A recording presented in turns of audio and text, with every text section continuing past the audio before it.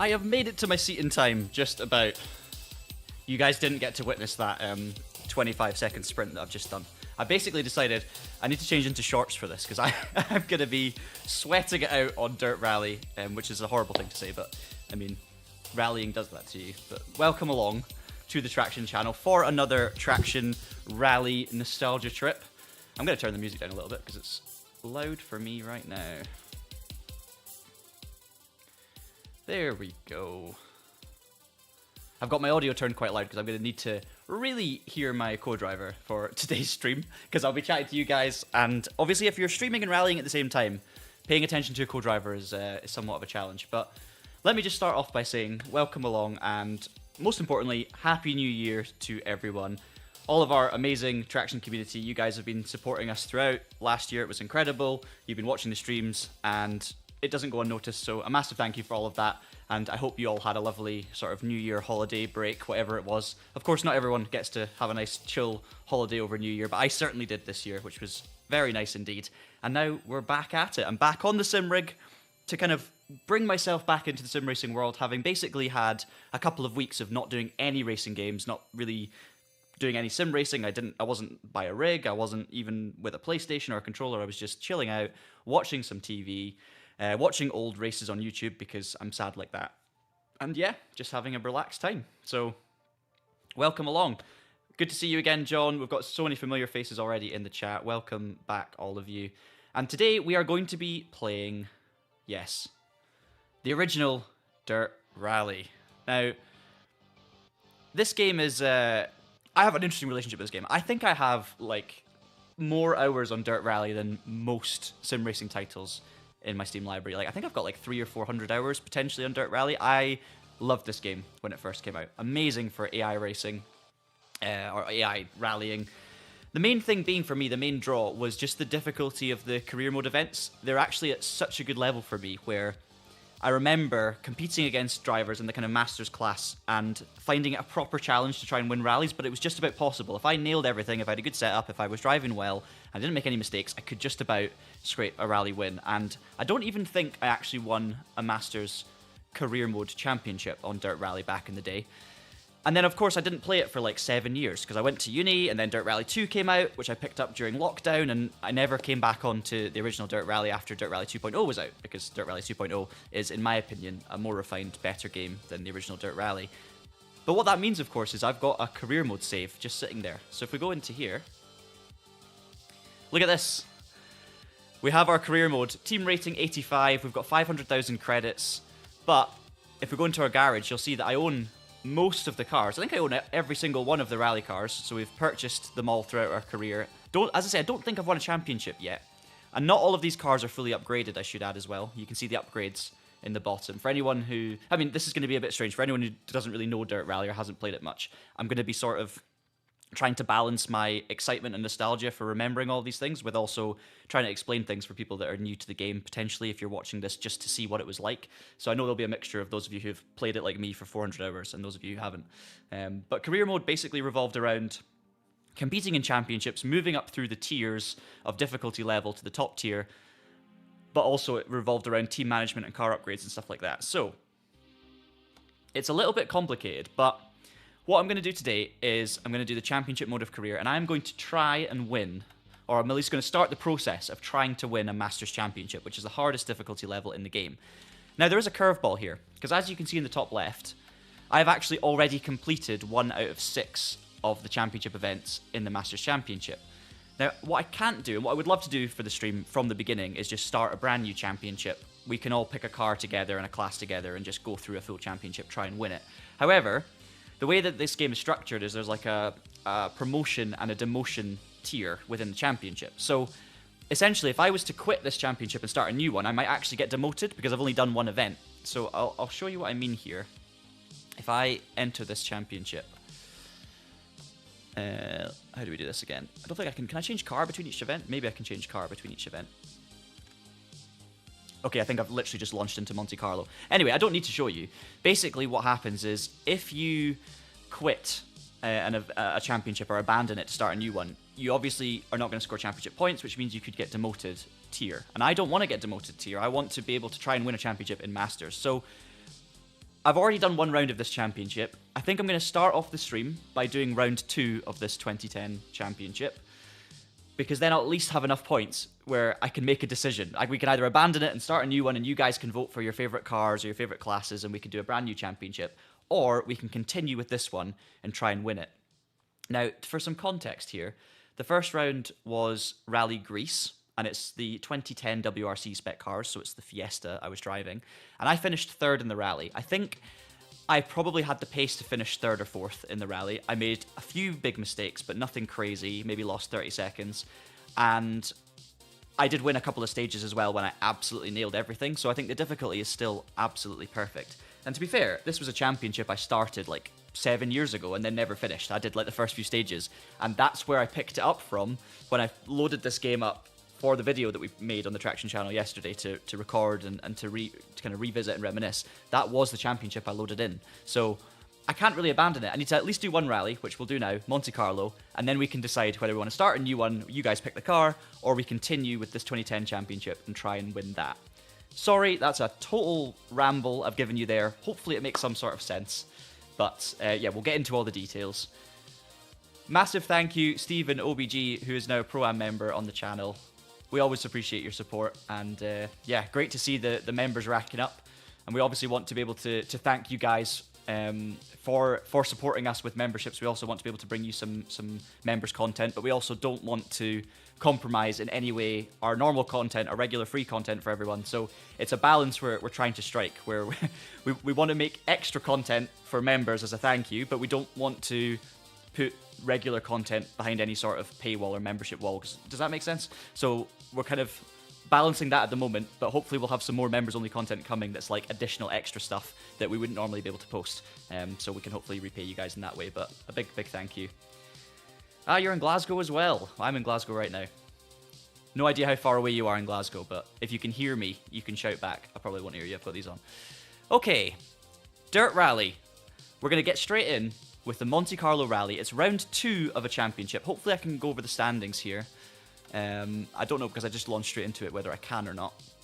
But I'll give you a little bit of like AI driver context, because there's a little bit of sort of Dirt Rally internal lore going on. Ever since I started this career mode back in 2015, I think it was, I have had big rivals in this career mode. And my big rivals are down there at the bottom. Rap from Sweden and Lysenko from Ukraine. Rap and Lysenko have been my AI rivals since day one, and they are always the fastest 2 drivers. I don't know if it's the same for you guys, if you also have Rap and Lysenko in your career modes, but those 2 are the best, and they're about even. And I am like on their pace on a good day. I can sometimes beat them, on tarmac especially, and then I fail to win a championship because I end up making a mistake or crashing out or something. So that's the lore. Those are the 2 guys that we're going to be chasing, and they will probably be winning a lot of stages. And then beyond that, there are other fast drivers, but it kind of changes depending on the season, depending on the cars. But I remember these names from back in the day, you know, which is cool. And I can see that some of you are, still playing this game today, which is amazing. Stephen, thank you so much for gifting those memberships as well. Honestly, massively appreciated. Yeah, can't say any more than that. Your support means everything, so huge thank you to you, and hopefully we can repay you with some enjoyable streams. Alright. What we should do first is a little shakedown to make sure things are working. I mean, this whole rally is going to feel a little bit like a shakedown. Do I have a setup for this? Probably not, but what I could do is nip into Steam Workshop. I've got a grease setup for that first round. Well, you know what? If you give me a minute, I'm going to nip into Steam, which you probably can't see, and I'm just going to see if there's a Monte Carlo setup I can load. Let's save ourselves a bit of time here. I don't want to create a setup. I also don't want to be running with no setup, just in case it disadvantages us too much in our quest to win.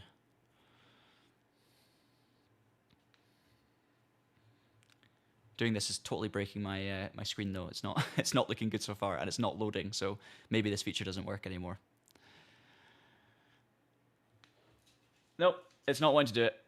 All right, we're gonna try and win it on defaults. Let's just do that.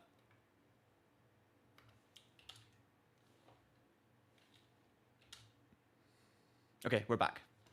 Sorry, the resolution of this game goes very strange when I switch screens and stuff like that. All right, we'll try and win it on defaults. Why not? Let's do a little shakedown to make sure the controls are all working. And obviously we have many things to discuss about this game, but I don't want to just fire them all at you in the first 5 minutes of this afternoon stream, because we've got plenty of time. So let's just do the shakedown.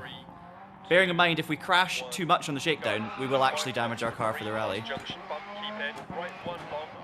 And this is now a question of how well I remember these stages. And obviously listen to Paul Coleman, my co-driver.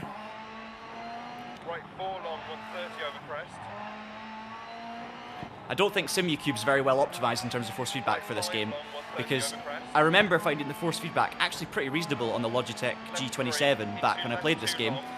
And then since coming back to it on Simucube, it's just felt not that great. It's not as good as Dirt Rally 2.0, I don't think it ever was, but I think it was better on the Logitech than it is on the Simucube, which is obviously a rare situation. Anyway, we survived the first shakedown. That's fine. No times from that. So the controls are working. I think we have to just fire in. So the first stage is the approach to Col de Torini. I mean, classic start. It's a short stage.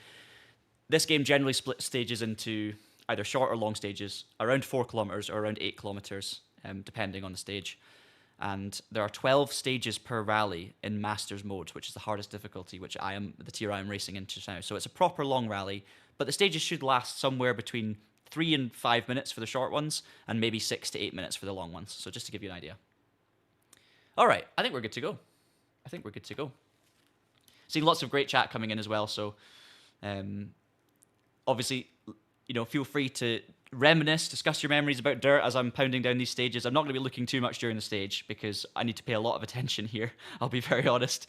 But I'd like to kind of check back in between stages and stuff like that. So obviously if you have any questions, fire them away and I will do my best. I've got one question which I'll answer right now, which is how does this game compare to Dirt Rally 2.0? For me, it's not as good as Dirt Rally 2.0. Dirt Rally 2.0 improved it in pretty much every area for me personally.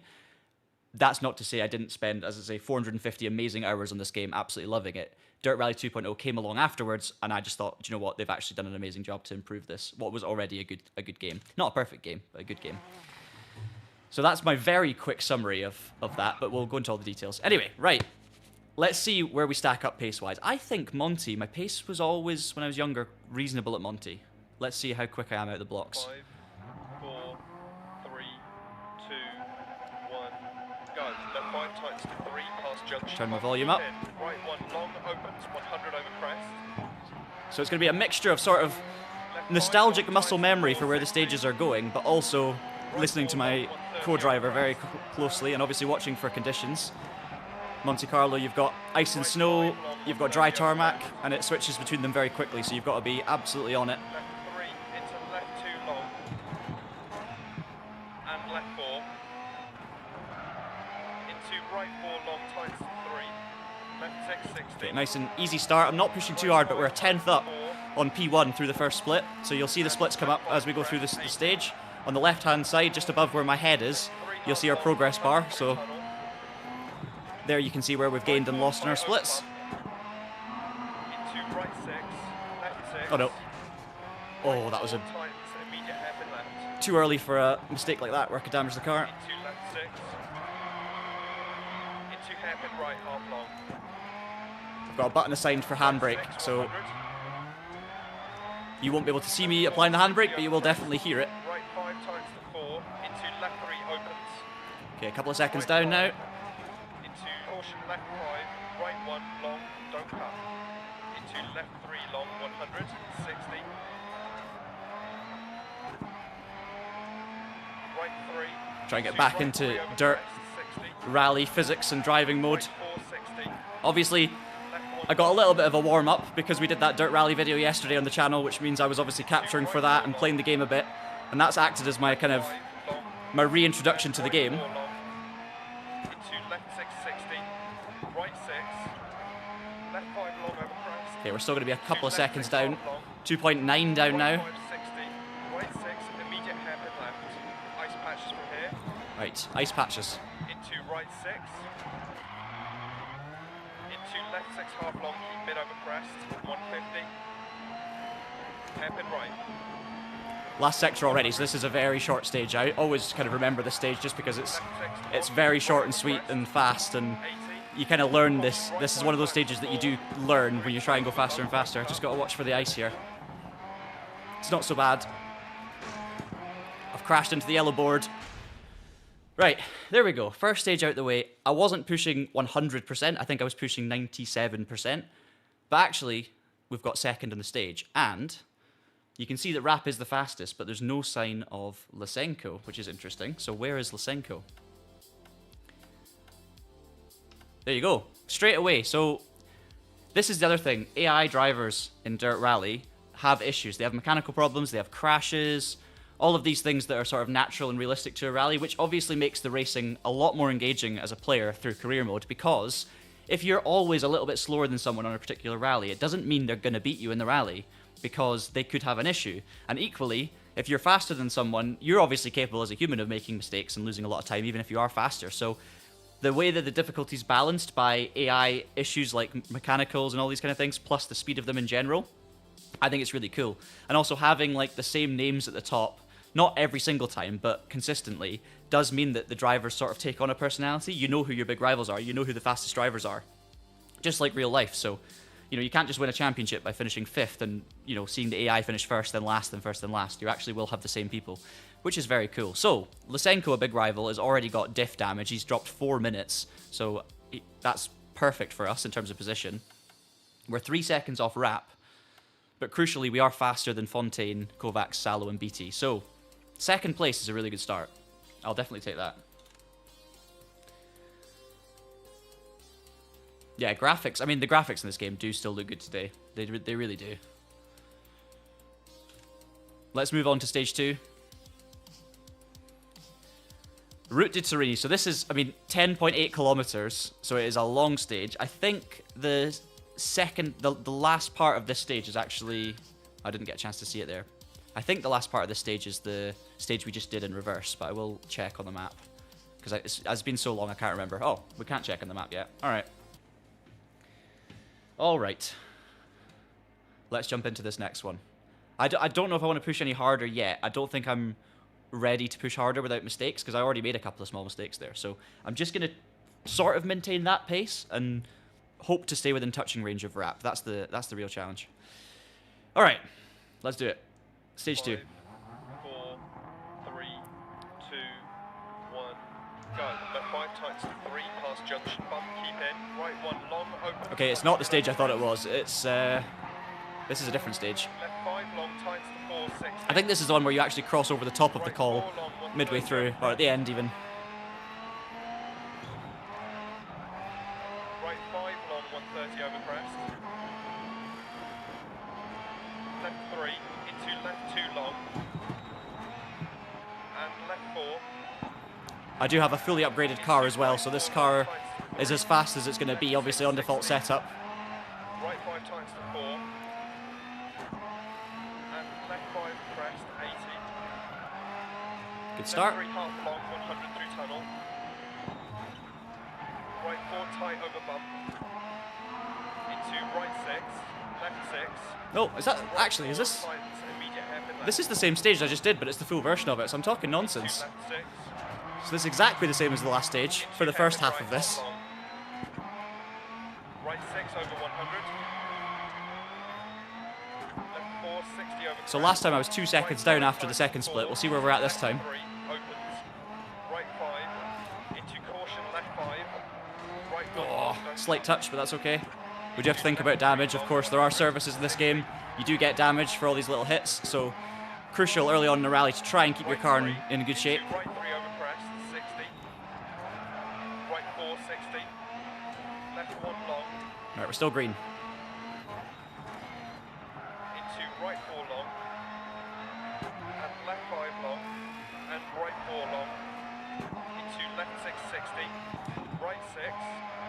Left 5 long over crest. Into left 6 half long. Right 5, 60. Right 6, immediate hairpin left. Ice patches from here. Into right 6. A little bit early on the brakes for the hairpin. Just not quite trusting the ice. Long, keep mid over crest, 150. Hairpin right. 100. So for anyone who hasn't seen yesterday's video on the channel, and if you're interested in Dirt Rally, I recommend you do watch it. Basically, Tom and Ross had a fascinating chat with Dirt Rally game director Paul Coleman late last year. So we've got interview clips of Paul. I need to concentrate here. And Ross has kind of also written a story around that. And then we've also turned it into a video. So it's basically the history of Dirt Rally, how the game came about, and how it essentially saved Codemasters at the time. And just looking at some of the details in the game as well. So I'd recommend add it to your watch later playlist if you haven't seen it already. Right. I do not have muscle memory for this stage in this direction, so I'm going to have to be pretty careful. There's going to be a lot of this in this video, where I'm sort of remembering stages and then forgetting sections of them.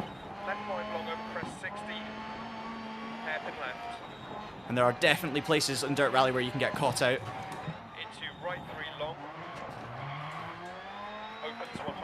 We're still green though, guys. I mean, look how close the times are though. We're 3/10 up on P1, which just shows you if I'm pushing on, I can win these rallies, but I'm going to have to be perfect. That's not to say Rap won't have a puncture or something, but pace-wise, I need to be absolutely on it to have any chance. Oh, bit of snow.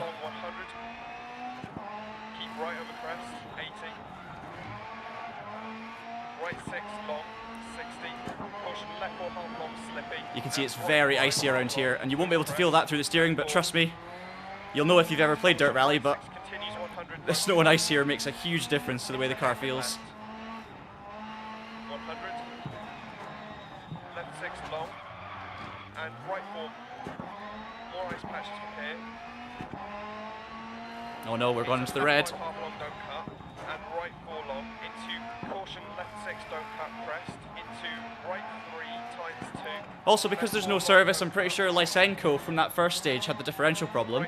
I'm pretty sure it's realistic in a sense where they will still have the differential problem in this stage because there was no service to fix the car. So it's realistic in that sense, unless it's a fixable issue. They will also be slow on this stage. Left 6, and right 4 long, and right 5, left 6, into right 6, half long over crest 80, crest left 1. Okay, proper snow and ice now. All the grip goes away. Left 6 over crest 60, and right 5 times to 4, don't cut, left 6, into right 6, into left 5, 60. It's so close. Oh, Left oh. over crest, continues at 80. Lose a bit of time there, but I was so lucky to get away with that. I was fully sideways on the ice. Oh no. Tightens over crest and continues. No! I'm actually lucky to survive that, to be honest. That, in so many situations, that would have been a rally ending shunt. I missed the pace note for the hairpin completely. I thought it was going into like a 4 left or something, and it was like a hairpin. Keep mid over crest, left 6, 60. That would have been rally ending in so many situations on this game. I'm very, very lucky that I got away with that with just a 13-second penalty, but it's going to drop us probably outside of the top 2. Okay, heard the hairpin that time. Left 6, half long, crest. And caution left 6, right 5 tight, into hairpin right. 60. Left 6, 60. Oh, turn. Right 6 long, into left 6. And right 3 long, crest. I remember when this game came out, and it was just like, it was definitely the most sim-like rally game other than Richard Burns Rally. You know, it was the first kind of modern game that felt sim-y. And I remember thinking at the time it was pretty sim, until obviously time moves on and you try other things, and then when you go back and play this, it feels a lot further from a sim than it did at the time, let's put it that way. It still feels good, and I still really enjoy it, but when you've played Dirt Rally 2.0, then you've played EA Sports WRC, and then more pertinently probably Assetto Corsa Rally, you begin to realise just, okay, like this game is a lot more forgiving than something like that.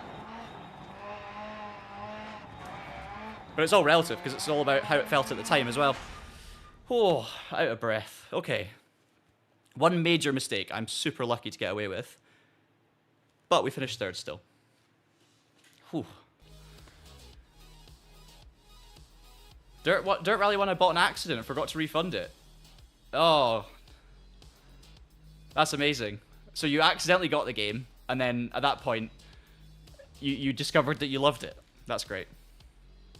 So as you can see, Lysenko is nowhere. Lysenko is differential damage, 21 minutes lost. So Lysenko is out of the equation for this in terms of points, which is great. The driver at the bottom there as well, Wojciech, he's also a fast AI driver in my experience. I think possibly was fighting for the top 4 in Greece, the last rally that you guys haven't seen. So a retirement there helps us as well.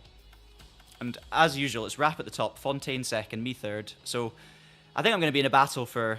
Unfortunately, it's going to be second in this rally unless something happens to Rap, because if I can nail Rap and just about catch him on a good stage, if I'm like just fighting for green sector times, I need him now to make a big mistake because I'm like 20 seconds down. There's the rally positions, and as you can see, there's only a 10th between me and Fontaine, but Rap's got it. So yeah, that VW Polo is going to be hard to catch. So let's see. Let's see what we can do. Should have a service now, I think. So it's called a Turini Descent, so 5,100 meters. This is... I don't believe this is the stage that we just noticed. Is it the stage we just did?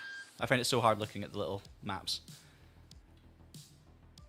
Which side of the call? That's the question. So, we're getting our first chance to repair the vehicle. This is how the screen looks. So you have different areas of damage. I'll just hide my face for a second. Down the bottom left, you can see how much time we've used in terms of the service, and then how much time is remaining. So I think, I mean, I've got like 94, 95 for most things. I reckon we can fix most of this. You can also do a crew recommendation option. So if I click 4, it actually, I can match the recommendations of the service crew, and that puts us onto like, you know, 100, 98, 100, 95. I tend to just do that, it's easy. But you can obviously customize this. So instead of going 100% on suspension, I could change that and go, you know, 97 on bodywork or 98 on bodywork even. So there's plenty of things you can do.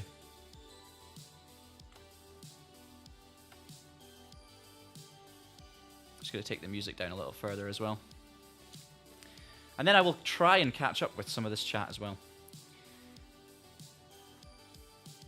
But basically, for anyone who's kind of new to the rally games, or relatively new to these games, this is essentially the genesis of what would become EA Sports WRC. So you had the DiRT franchise come along in 2000 and what was it, 2006, 2007 with Colin McRae DiRT, and then you had DiRT 2, and then you had DiRT 3, and at that point the DiRT games had sort of, they'd moved away from Colin McRae Rally, which were Colin McRae Rally were kind of rally-focused games, but they also had kind of fun other elements to them on some occasions. The Colin McRae DiRT franchise went more for like the fun, accessible alternative of off-road. So you had rallying, but you also had rallycross, you had Baja, you had Land Rush, you had all of those sorts of things. Pikes Peak on there as well. And then it got even more crazy with DiRT 2 and DiRT 3 because you had Ken Block, Travis Pastrana, Tanner Faust, you had Gymkhana, and it became a little bit more like X Games focused. Obviously, Colin McRae passed away, unfortunately. I think it was literally the week that Colin McRae DiRT released on one of the platforms, so which was tragic, because Colin McRae was not old at all. And I mean, as a Scottish person growing up, it was a horrible, horrible time. But as the DiRT games then moved away towards the more sort of Gymkhana fun stuff, that was, well, fun for some people, DiRT Rally essentially was an offshoot. So Paul Coleman and a specific small team within Codemasters working at the Southern Bay studio got the opportunity to kind of work on a side project, which was DiRT Rally. So it wasn't a replacement for DiRT 4. It was just like, you know, we want to make a more serious rally game. Let's just see what happens. We'll put a small team away doing that and see what they come up with. And DiRT Rally appeared, I remember, out of absolutely nowhere. I was sim racing at the time. I was mainly playing like R Factor and maybe R Factor 2 by then, and Race Room. And suddenly DiRT Rally in early access, the first time Codemasters had ever done an early access game, it appeared. And straight out the box, some people didn't like the feeling of it, and others did. And I was one that did like the feeling of it. You just had to get your wheel set up properly with it, because there was a few sort of settings that made a big difference to how it felt. But I think I was quite lucky. I got relatively early on day one, I managed to get it feeling nice. And at the time, there just wasn't anything else like this for rallying that was more serious, other than Richard Burns Rally and a modded version of Richard Burns Rally, which I also had at the time. But this was like a new game with brand new graphics. It was an official game, and it was all very exciting. And that was it. So this basically was a massive success. Loads of people bought it. Lots of people liked it. Brought in a lot of money for Codemasters. And then Dirt Rally 2 was born a few years later. I think it was, yeah, three or 4 years later, maybe. Maybe less than that, 2 or 3. Can't remember exactly. And then Dirt Rally 2.0 just moved the needle on from this game. And it's obviously a game that lots of people nowadays will be more familiar with and may still play to this day.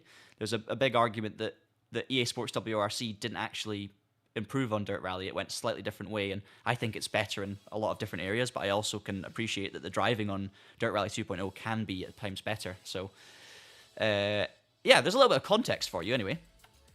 I'm sure there's always loads of debate about EA Sports WRC versus Dirt Rally. It's interesting. Everyone has different opinions. So, Dirt Rally 1 is the Genesis. That's what we're playing right now. And it was very bare bones in terms of how it was visually. I actually love the visual style of the UI. The menu music, which I can't play for you on stream because it might bring up a copyright claim. Just everything about it. It was a proper, like, cold, dark energy to this game when you launched it, where you felt like you were in the middle of a Welsh forest at night with a rally car going around. It was, like, very isolating. And I think being made to feel isolated in the menu of a rally game where you're about to launch into a dark stage on your own, with a co-driver obviously, but it sort of matched the feeling that you get at the start of a stage. So I always really liked it. Right, let's do this then. 92% asphalt, 8% ice. Unlike Dirt Rally 2.0, with this game it was a bit more straightforward. You don't have different tyre compounds, it's literally just a kind of basic setup menu, which you can go into advanced on. But Dirt Rally 2.0 took this a lot further with different tyre compounds and spare tyres and all these sorts of things. This game is a bit more straightforward. You just get out there on the snow and ice and you make it work. So, we're going to do it. Stage 3. And the target here is to reclaim P2 in the rally and just basically try and settle into P2. I'll try and close in the leader if I can, but I don't want to DNF because of pushing too hard. So we'll just have to see. We will just have to see. Okay. Let's do it. Hold the handbrake. 4, It's a short stage, this. 2, 1, go. Left 6, immediate right 1, fast junction. Watch out for the ice, which is quite early on. Left 3, You can actually see patches of it on the stage already. right 6 line into right 4, left 4, and right 6, and right 6 long, 40, left 2 tightens, into left 6 long, continues over crest, Oh, bit too close to the wall.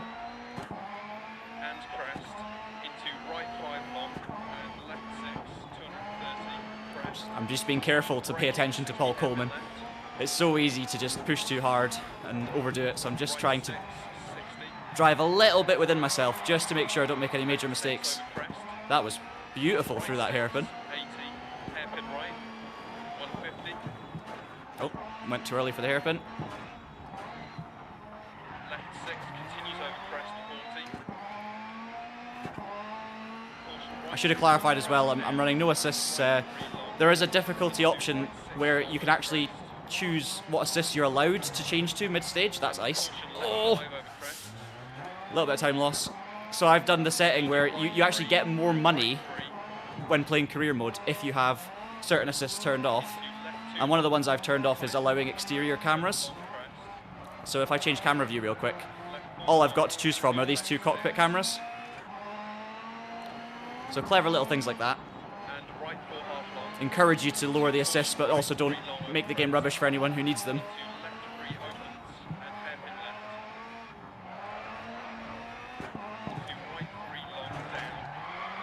I feel like I got a little bit of damage from that contact earlier, so gonna have to manage the car again for this leg.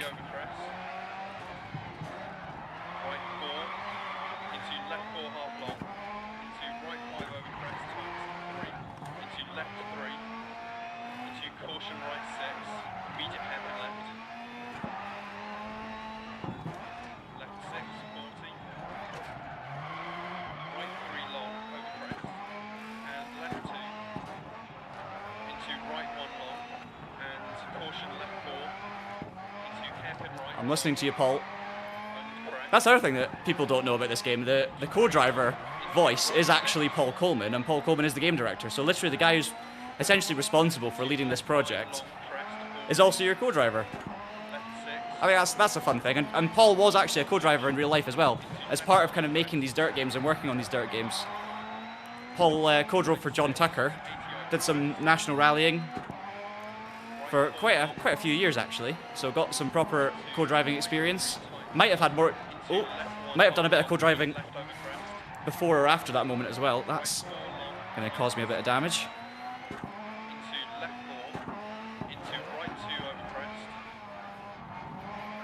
I've been kind of bouncing my way down some of these stages, which is not good for the car. But again, it could have been a lot worse. That stage was, fine. That's kind of where we're at the moment. We were a little bit off the pace, but I think we'll be second. Fontaine third, so we've gained 4 seconds. Rapp's just continuing to drive away. And Lysenko has only managed to partially repair the car, so... Looks like BT was misfiring on that, my fellow Scotsman down in 15.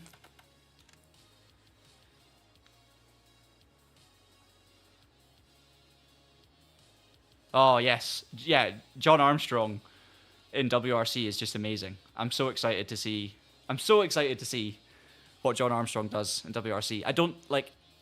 It's an incredibly competitive field. He's going up against the best in the world in the top class in what is arguably the least competitive WRC1 car. I mean, that's a whole other debate. I don't think the Puma's far off, but you know, it's a young team, 2 young Irish drivers. John is the one who's got no experience. Josh has got a bit more experience. So I think in many ways it's a free hit for John. Obviously there's huge pressure with being in the WRC, but at the same time, he's kind of got nothing to lose. He's probably going in there expected to be the slowest of all of the established drivers, right? Because he's the only one who's a rookie in a full season campaign, and he's obviously not done, you know, it's not like John's had years of WRC2 competition. He's been doing odd European rally events here and there, British Rally Championship events, and he's always just done what he can within his budget. So he's not coming into this as like a WRC2 champion who's expected to go and win every rally straight away. So yeah, I think it's nothing to lose. I think it's going to be amazing. I just can't wait to see how he gets on. Thank you, Pishbot. Much appreciated.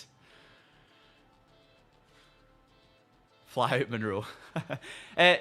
No, so John, when EA Sports WRC obviously announced that it was no longer being continually supported, there were a kind of wave of, I think there was a wave of redundancies at Codemasters. We talked about it we made a kind of beginning of the end for Codemasters video a while back and talked about some of this, but essentially there is no rally game being worked on in that Southern studio, which is where all of these games spawned from and where they were created. So it's kind of, it's sad, obviously, in one way. In many ways, it's sad. To be fair, it's just the nature of the beast, right? Good things don't last forever. So I believe from that point, none of the Codemasters people who were specifically working on the rally game would have still been working on any kind of rally-related stuff. So they would have all been moved to other projects within EA, or obviously left and found something else. So I'm pretty confident that John is no longer with Cody's, but he was at the Not Kill recently for the McRae special rally, which we were all at. Myself, Tom, and Ross all attended the event and went to the dinner, and it was amazing. And John was there, and all the McRaes were there, and everyone was in really good form. So, thank you, Oz, for linking that video. There's the Codemasters video for you all. Oh yeah, I'm just so excited to see how he gets on. Like, I will be rooting for him. I'm also rooting for Ollie Solberg because a very good friend of mine, big fan of the channel, Lewis, his brother is co-driving for Ollie Solberg and has been for years. So I'm also rooting for Ollie in the Toyota, which will be amazing. And yeah, just it's a weird transition season for the WRC in so many ways because it's the last of the existing regulations, which haven't been very good, and have kind of, you know, created. I mean, a lot of top drivers have left the sport. The sport's not in a good place, but on any other year, that would be a disaster, and it wouldn't be good to watch because you'd have lost so many contenders, and you're like, you know, it's just a bad year for the sport. But I'm very excited for next year's regulations for 2027, and because I've got John Armstrong in a Ford, we've got Ollie Solberg in a Toyota, we've got Elfyn Evans going for another championship. There's enough good things in there for me to be very, very engaged with it this year, even though we've lost Calais and Oit, so I'm excited. All right, I'm going to set a target for myself. I'm going to try and win this stage, right? I'm going to try and beat Rap. Just put a little bit of pressure on. I'm not going to I'm not going to close that gap back on pace alone. However, target is to try and win my first stage of the rally. So let's do it. 5, 4, 3, 2, There's another short one, which helps. go. Ice from here. Left 2 and right 4 long. And Okay. left 5 continues for 80 over crest. Very icy at the start of this one. 3 half long narrows. Left 5 into right 3 tight. Absolutely no grip. 60. Left 2 long open 60. Thankfully, this Fiesta, I mean, WRC 2010 was Right probably 2 long. the fastest WRC cars at the time of this game coming out. So this is probably the fastest class in the game, to be honest. Left 3 into right 3 half. I might be wrong with that. 60. Left 6 over crest 60. The 2000s cars were a slightly different formula, and I'm pretty sure the speeds were similar. Left 5 60. Caution right 5 into acute left. And obviously Group B were very quick, but more overpowered than actually fast, if that makes sense, relatively. Right 5 don't cut. Keep right over crest. Caution braking at 80 down. Acute right. And left 6. Icy long. braking zone. Actually did very well through there. 6 100. Come on, green. No. Left 4 past lay-by. Oh, we're miles off. 2.3 seconds off the AI. I thought I did really well Braking down. through the first sector there. 60. Let's get the weight shifting. Oh, too early. Long. Too early for the rotation. Into left 4 over crest long. Left 3 long 60. Caution acute right. Right 6 long tightens over crest and continues. Horrible hairpin. 5 So satisfying. See when you get a hairpin right in this game, or any rally game. I said, of course, a rally as well is exactly the same. Getting a hairpin right in a rally game just feels incredible. You feel like right 1. Ari Vatanen all of a sudden. 100. Crest left 4 Suddenly get a little bit of grip again from the tarmac. and left 4. Ooh, no grip again. Long. Caution 60. You can actually hear, when you're sliding on the ice and snow, you can hear the kind of slush underneath you, which is quite a good audio effect. So obviously you guys can't feel what I'm feeling through the steering. But the audio hopefully gives you a little bit of an idea when we're actually on the ice and losing grip. Crest and tightens 5. 6 seconds off the pace. Wow. Hair left 1 long. Uh, Into right 3 long. that's where I feel like maybe a custom setup would just give me a couple of seconds. Here. Bit more of a chance. Right 3 don't cut. Left But who knows? Rap could still retire. You never know. cut. And left Just 3 gotta into keep right scoring 6 points. over 100 don't cut. And then strike when I'm fast. And right now I'm sort of not quite fast enough. I'm almost fast, let's say.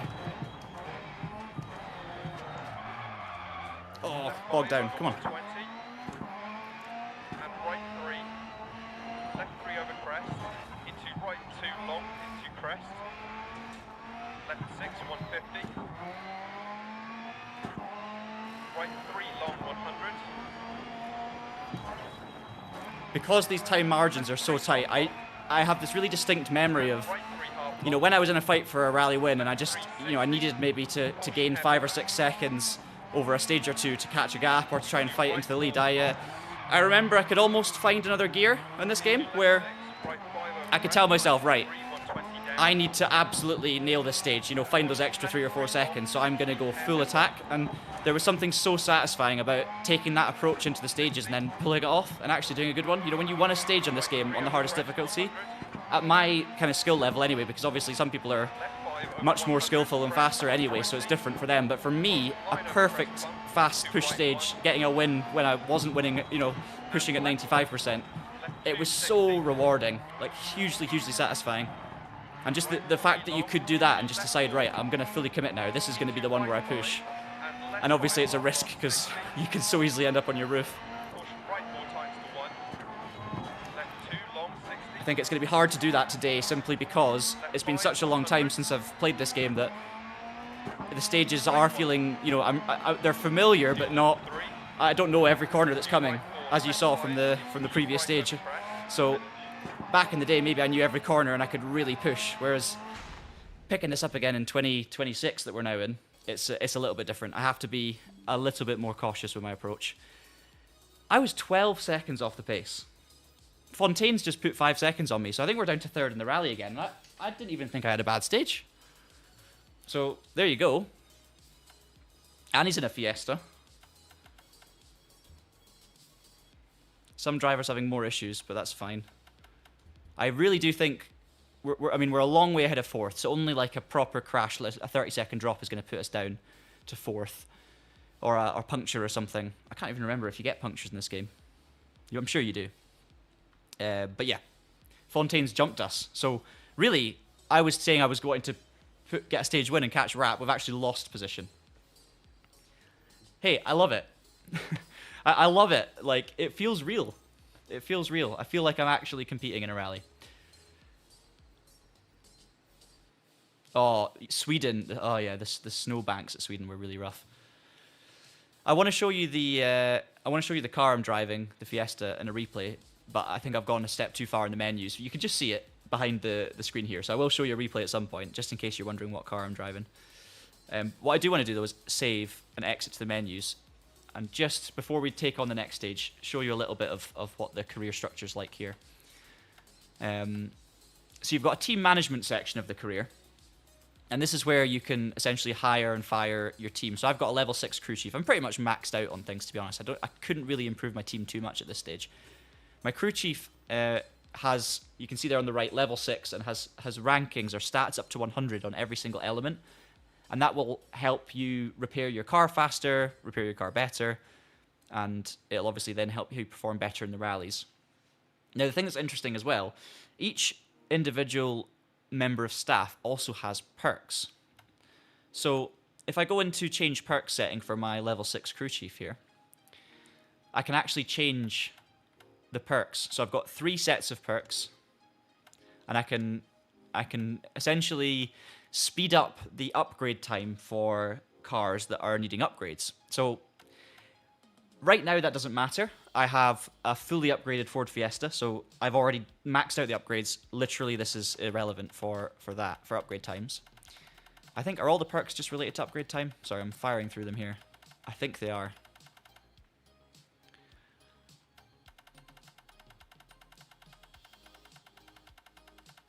Oh, that's amazing. Yeah, it's all reduced upgrades, these perk slots. So, and you can basically choose whether you want to, reduce the upgrade time on a British vehicle, like basically by nationality of vehicle, German, Japanese car, Spanish car. You can also do it by groups. You can do it by drivetrain, all of these things. So what I would tend to do is whatever car I was trying to upgrade. So at this point, I could just do if it was a four-wheel drive car, I could just max that out and just say, yes, four-wheel drive for all of them. Or, if it's a German car, I could just do German for all of them. It didn't really matter in the end. It wasn't that deep because there was only one sort of type of perk that you could get. So it was fairly straightforward. But you just needed to make sure you remembered to change it. If you were changing car, change your perks to upgrade that particular car. You can also see how many stages I've got contracted for each of these drivers. You can extend the contract for 40,000 credits by 40 stages. I've actually got all of these guys in for 123 stages. So they're not going to be running out anytime soon, but you can also rehire engineers. So if I go to the search engineer option, you can see I've got all of these different engineers to pick from, different costs, but I've actually, as I say, I've been playing, 400 hours in this game, and a lot of it's career mode, so I don't know if I've ever won a championship, but I have maxed out my team, so pretty much I've got the best team. I've got Toyota Gazoo Racing in my garage here, so I've got no excuses.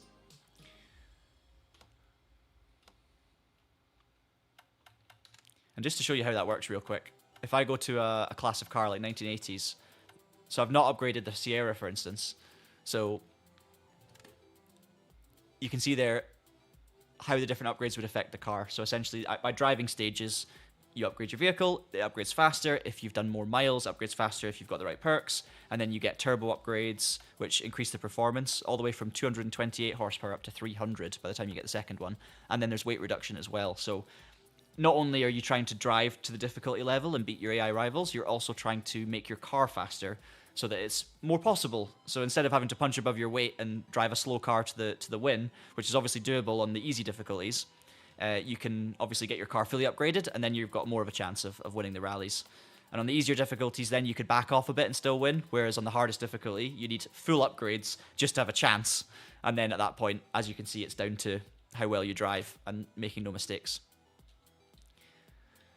Should also mention while we're in these menus as well, before I jump back in, you've got Rallycross there, which you can jump into. You've got the Masters Championship, which is essentially a Pikes Peak specific championship.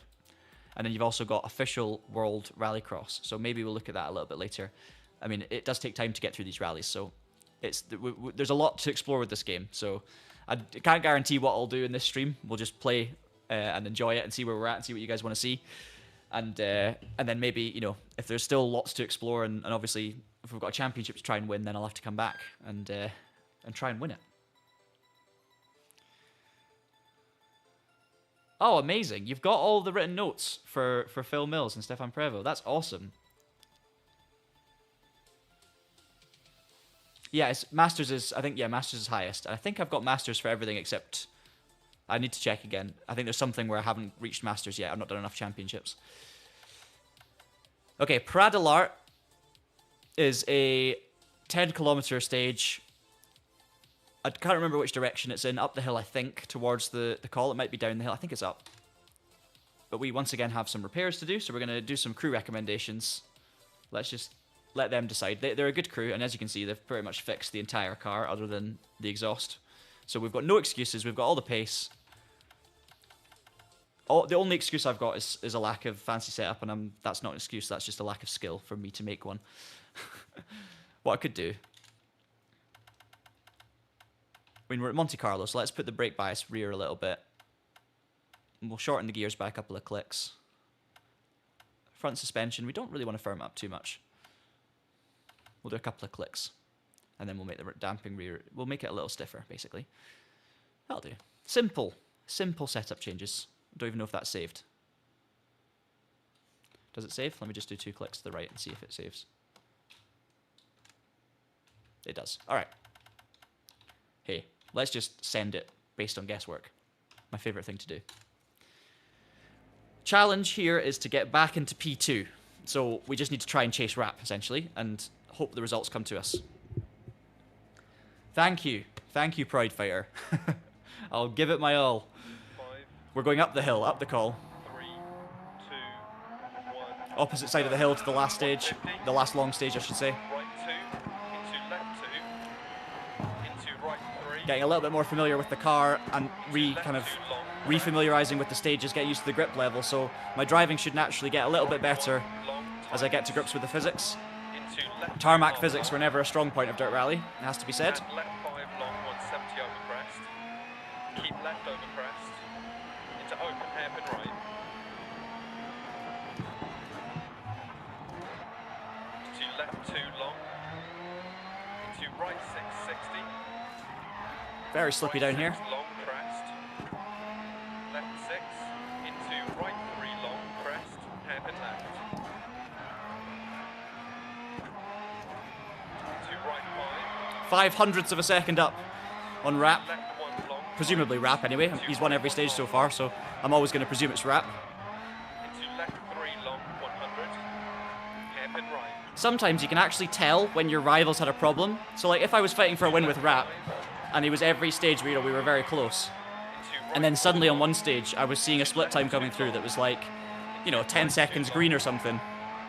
That just would instantly make me think, oh, Rap's probably had an issue because my rival on this stage is slower, which means it's probably not Rap. So there's funny things that, you know, rhythms that you get into with this game where you start really learning, you know, who's fast on what rallies, and you can actually start second guessing who's going to be on the leaderboard by the time you get to the end of the stage, which is quite fun. But for anyone else who played this game, let me know if Lysenko and Rap were your fastest rivals as well, or if that's just my career mode save. Because I do wonder if it's the same for everyone, or if it's different for everyone, you know? Is there essentially stats attached to a name, or is it kind of auto-generated at the start of the game? I have no idea. But as I say, they've literally come through the ranks with me since the first beginner championship. The two of them have always been there and always been my biggest rivals. As the difficulty level rises, they obviously get a little faster. But that's kind of like, in a way, that's sort of realistic, because it's like your juniors coming through together, you know, they're also improving. Left 6. And right 6 over crest, 40. But we're still green, but I've lost a couple of tenths on that sector. 150 over crest. Come on. Right 6 over crest. I actually think 5 long. playing Assetto Corsa Rally makes you better at a game like this, because Into open in Assetto Corsa Rally you've got to drive so realistically, as in, you know, you've got to really brake properly for slow corners, you've got to watch for grip changes, and it's a more realistic pace of rallying, I think. It looks, you know, if you watch a replay of Assetto Corsa Rally, it looks a lot more realistic than another rally game. And although Dirt Rally for its time was the most realistic bar RBR, I would argue, it's still, everything happens at a faster pace than real life, other than maybe the very top level of World Rally Championship, which even then, you know, the commitment you can have on Dirt Rally through some of the slow corners is higher than, I think, the top level of real rallying. But playing Assetto Corsa Rally makes you better at this, because it almost feels like, you know, oh, I'm now used to braking really early for hairpins and being super careful about what's coming. So I've developed like a new level of care. And obviously with this game, when you've got this extra grip, you know, it's a bit like if you're a WRC driver, racing then in WRC2 would be a lot easier, because you've gotten so used to something happening at a fast pace. Everything's in a slow motion now, so you've got kind of more time to think about it. You've got less power and things to consider. So I kind of feel like it's a similar sort of thing. Right, we're green by 2 seconds. I'm going to focus now. I'm going to shut up, and we're going to try and win this stage. Left 3 and left 2 past junction 60. Gets icy here. Left 4 long 80. I actually... Ooh! Caution left 5 long That armco I did not see. and hairpin right. I lost loads of time on the ice last stage, so that's where I'm going to 40. not predict that I'm going to win this. I'm just going to push. Over crest 60. Caution left 2 tightens to 1 bad camber. Into right 2 long 100. Ice from here. Left Ice from next here. long, Alright, 40. you can see the difference. Left 4 long double tightens. And right 2 long. Into left 5. Into right 2. Into left 1 long opens. Hairpin right.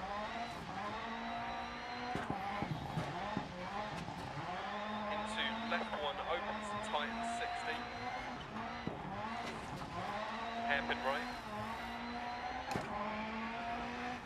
Into left 1 long.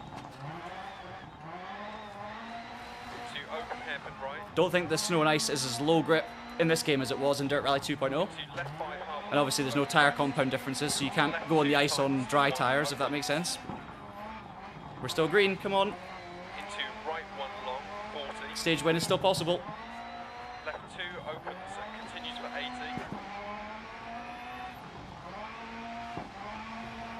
Into right 2 long crest and right 1 Nope, too wide. into left 6. Into right 4 long don't cut. Into open hairpin left.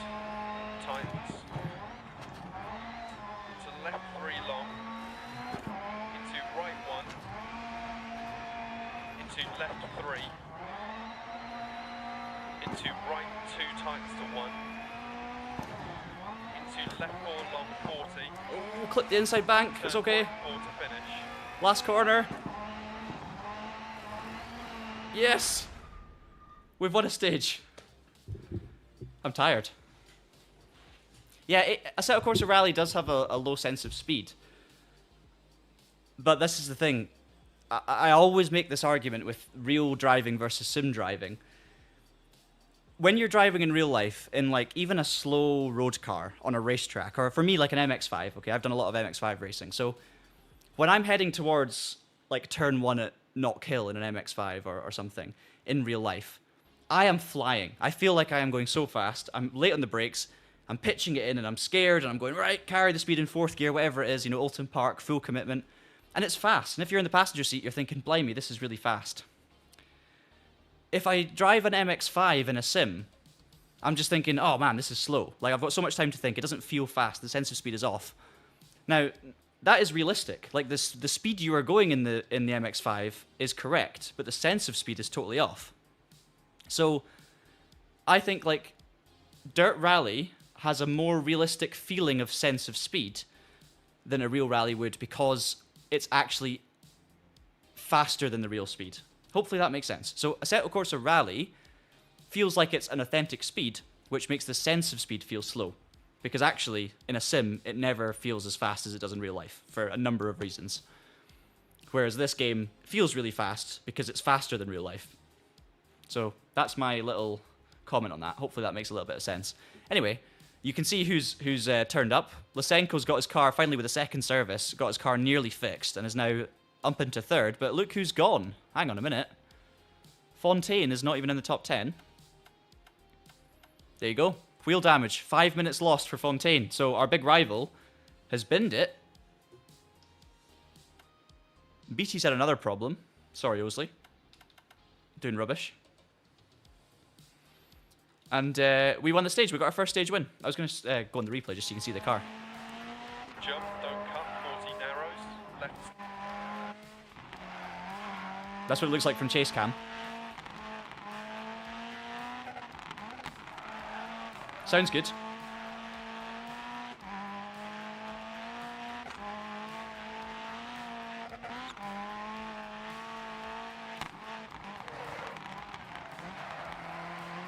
There you go. Right 6 over crest, 40, caution crest, left 6, Yeah, it's a fascinating discussion, Murphinator 82. Fascinating discussion. What, you know, right 6 over crest, do you left 5 long, make something feel and right 6 long, less over authentic right. in order to make it actually more authentic? Or do you make something feel more authentic by making it less authentic? It's ridiculous, but it is a very pertinent question in sim racing because someone could have the most realistic data possible about how a car works and how it feels and everything, and that could actually mean in reality that your sim has like no feedback, or because in a real car that's not how it works. You feel, you know, in a sim you have different parameters for how you get a feeling, and obviously that feeling is not related to actually being in a car moving around a circuit and the g-forces and the noises and the things that that brings on. So it's not, you're not doing the real thing, you're doing something that's aimed to feel like the real thing. So if you get caught too much up in authenticity in terms of actual authenticity and data and what really happens and try and simulate that, that won't necessarily give you an authentic feeling because you don't have the same parameters. So that's always a challenge. Like it's always a challenge, and I think that's why arguments constantly fly about what sim is more realistic, and you know, it's all down to your wheel settings. It's down to what feels more authentic to you. And I can sit there and argue that there's quite often games that to me feel natural, but I don't necessarily think are as realistic. So hopefully that makes sense. I'll be like playing a game and I'm like, oh, this feels natural to drive. I can kind of do what I think I should do with the car, and it does it, and therefore it feels realistic. But the reality is, of course, that is not actually realistic because the suspension is doing something slightly different, or the tire's not doing that. So yeah, it's like feeling versus reality. I'm probably repeating myself now, but you get the idea. So sense of speed in Dirt Rally is very good. It's faster than Assetto Corsa Rally, but that's only because it's actually overly quick in terms of how you actually drive, I think. Pretty confident with that. Watch a car through a hairpin on Assetto Corsa Rally on a replay versus watching it in Dirt Rally on a replay, and I guarantee you the speed at Assetto Corsa Rally looks more like you're watching, you know, national rallying on TV or something, which is what most players are driving like.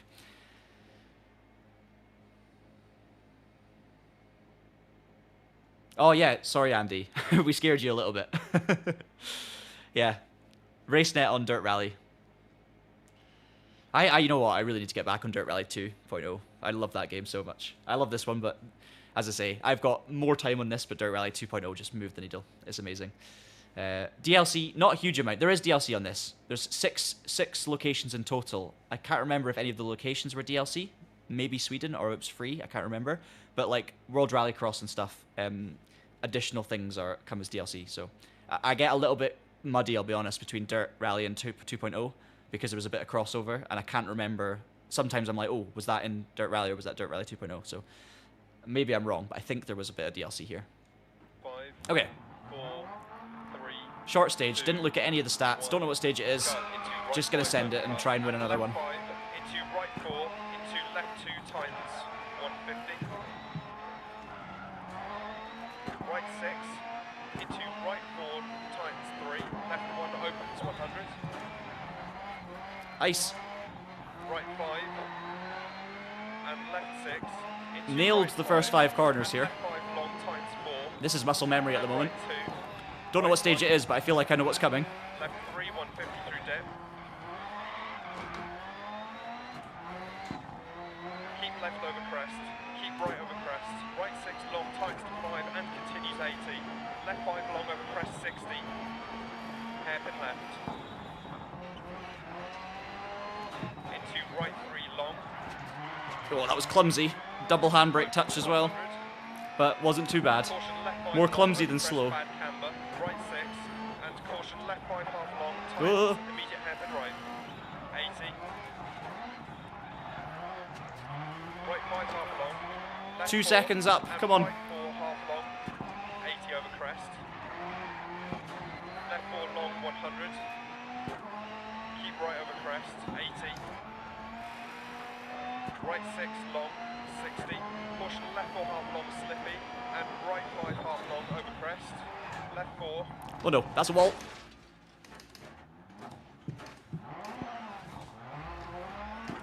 And caution Is the right car 6 okay? continues 100, don't cut. That's it. I literally just said, right, I'm pushing on, and I started going into kind of like fast mode, feeling overly confident. That corner was tighter than I thought, and then boom, there's a literal stone wall. But thankfully, I think I've gotten away with it without handling damage, and maybe I've got radiator damage, so maybe I'll lose a little bit of performance, but I also didn't get a puncture or anything, 4 long, don't cut. so it could be so much worse. Right 3 times 2, 80 over crest. Left 6 continues 100 over crest, 80. Caution left 4 long into hairpin right. As you can see, we've lost like 5 seconds maybe? 6 seconds, so not the end of the world, considering we've got about a minute back to P3. Like, I'm totally safe in P2 if I was just to back off. But obviously, I don't really want to drive around. Why do I say things? Why do I speak? Why don't I think? Right 5 times to 4, don't cut. I am stupid. Left 6, into right 6, into left 5, 60. Left 4 long over crest, continues 80, hairpin left. 60. We're getting away with these Right 5 mistakes long, though. tightens over crest and continues. All I'm doing is damaging the car, which is not good for anything. Doesn't help me get stage wins later. Caution hairpin right. 100. Keep mid over crest. Left 6, 60. Left 4 long. Right 5, keep in. Left 6, half long, keep in, 100. Caution right 6 long, through dead, braking hairpin left. 100 up. Too early on the brakes. So that's me. That's my Assetto Corsa Rally thing coming in. 6 half long, I've crest. really had to like dial back the braking for a hairpin. Really brake earlier Hairpin right. than I used to. Probably because, to be honest, I got used to braking late thanks to... Thank you very much. That's a very good way of taking a hairpin. Probably because of games like this, Dirt Rally 2, EA Sports WRC sort of got me into a false sense of security as to how much grip I'll actually have heading into like a hairpin. And then you've got to jump on a Assetto Corsa Rally or go back to RBR, which I do regularly. And yeah, you need to like readjust your speed entirely. Left 4 long crest. Into right 4 times to 3. Whoa. Into left 4 long, keep in. Right 5 long. I'm just being a bit scrappy on this stage. Left 5 Sort long, of long crest. dipped away from my concentration, which Right is what 6 happens long. when you get further Left into these 5 long, rallies. 60. Turn right 1 to finish. Second time I've nailed one of those bollards. Handling is not right. I've damaged the car somewhat, as you can see. Something felt a little off. Yes, AC Rally, if you haven't tried it. There's by the way, Rap and Lysenko, there you go, Lysenko. Always the two of them. Always at the top, but Lysenko's nowhere in the rally, so it's fine.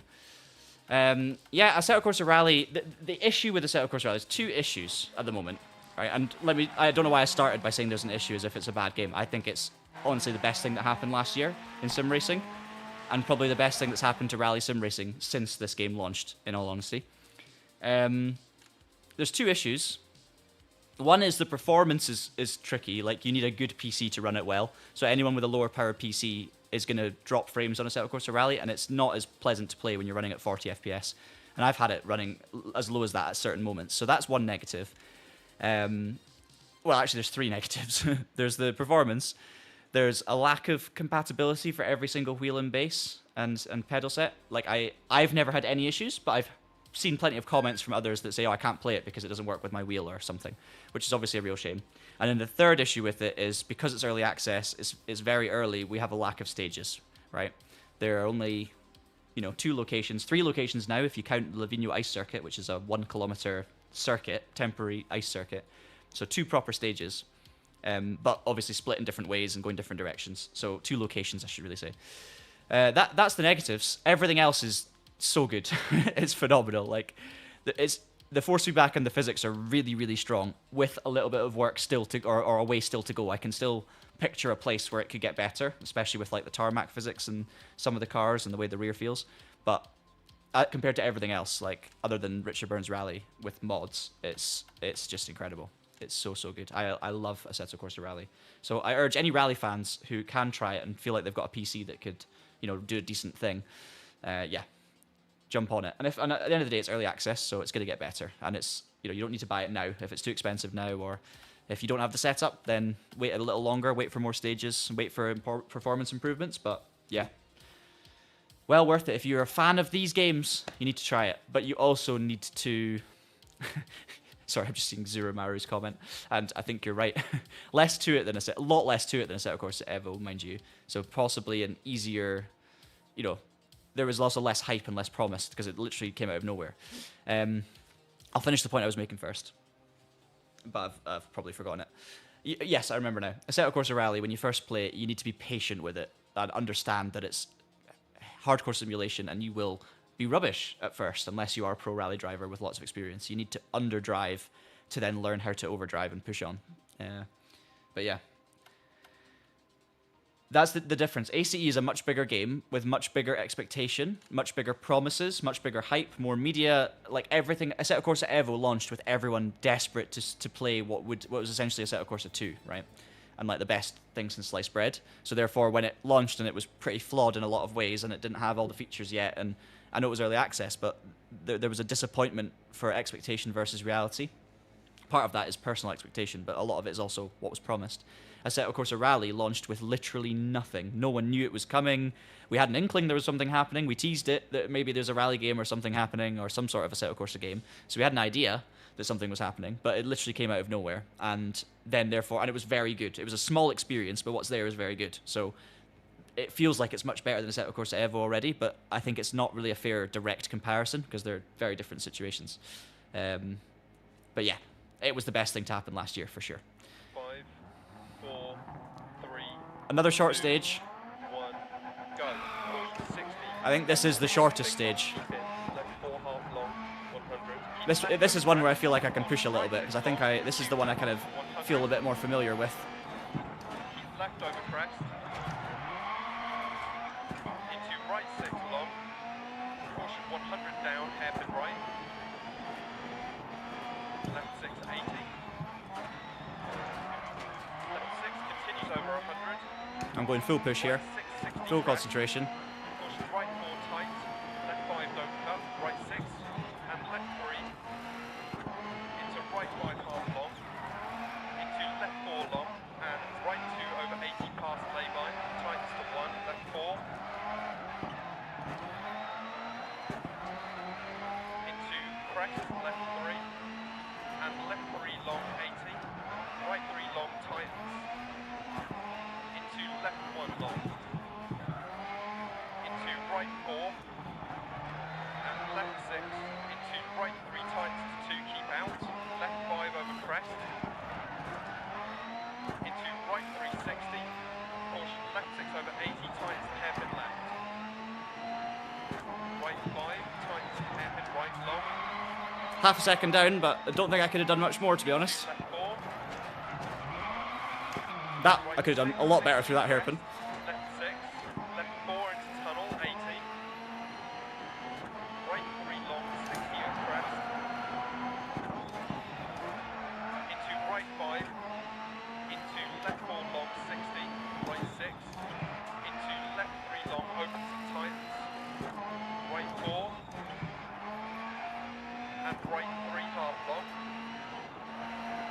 right 4, 120 crest. Into left 5 long, 100. Caution crest, jump maybe 60. Left 3 long, 60. Right 3 long, 120. Left 1 long. Into caution, right 2 deceptive, keep out past junction. Opens into right 2 to finish. Locked in. Ah. Wrap, you're too fast. 1.2 seconds quicker. I know I could have done a little bit better, but geez, 1.2 seconds there. I mean, I didn't feel like, other than that hairpin, I felt pretty good about the rest of it. We beat Lysenko. Fontaine's back on the pace as well. Almost as quick as Lysenko, but not quite. But yeah. Yeah, look at that. That's faster than the real WRC do it. If you watch it from a replay, if that makes sense. If you watch proper high-level rallying, even with the best drivers, you don't carry quite as much speed as that. But we're not here to have a go at Dirt Rally. I'm here because I love Dirt Rally. We're well over a minute clear of Kovacs in third, so we're 47 seconds behind Rapp. I mean, I don't think I could have touched him in this rally. It's all about whether he makes any mistakes. Yeah, one mistake. One big mistake out of the last hairpin. I'm with you, Tom. I mean, that stage came back to me as I was driving it, so like I felt like I knew what was coming the whole way down. It's a short stage, but that's one I used to play a lot, and it was also in Dirt 2, so it's more recent in terms of memory as well. Yeah. So just to clarify, yeah, 100%. There are some people that will be unaware because it's all Kunos Simulazione and 505 games. And the Assetto Corsa franchise. Assetto Corsa Rally is not made by the same people as Assetto Corsa Evo. Some of the same people are involved in the project from a kind of higher up perspective, but it's a totally different development team. So Supernova games are focused fully on Assetto Corsa Rally and have been for a few years. No one has known about this, whereas Kunos have been focusing fully on Assetto Corsa Evo. So it's very different, even though they're both called Assetto Corsa titles, and they both have very much Assetto Corsa branding to them. Like, Assetto Corsa Rally does not feel like a different studio made it. It feels like a pure Assetto Corsa game with all the UI and the look of the game and everything, but they've just done a really, really good job with it.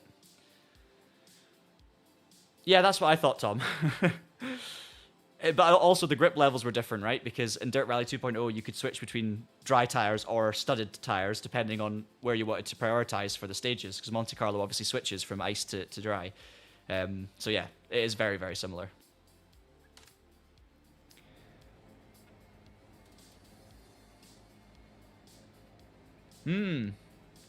Our beautiful Fantasia 001. First time sim racing, I decided to buy Assetto Corsa Rally. It's been an experience. I feel so sorry for you, but please know that you won't be the only one, and please know that that is not an easy starting point.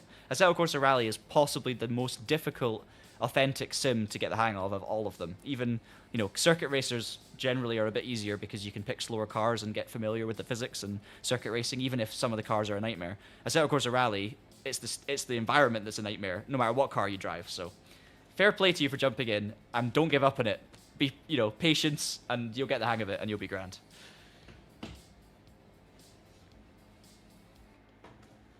I don't know why Dirt Rally 2.0 didn't launch with much good reviews. I didn't play it at launch. I was at uni when it launched, and I got into it retroactively.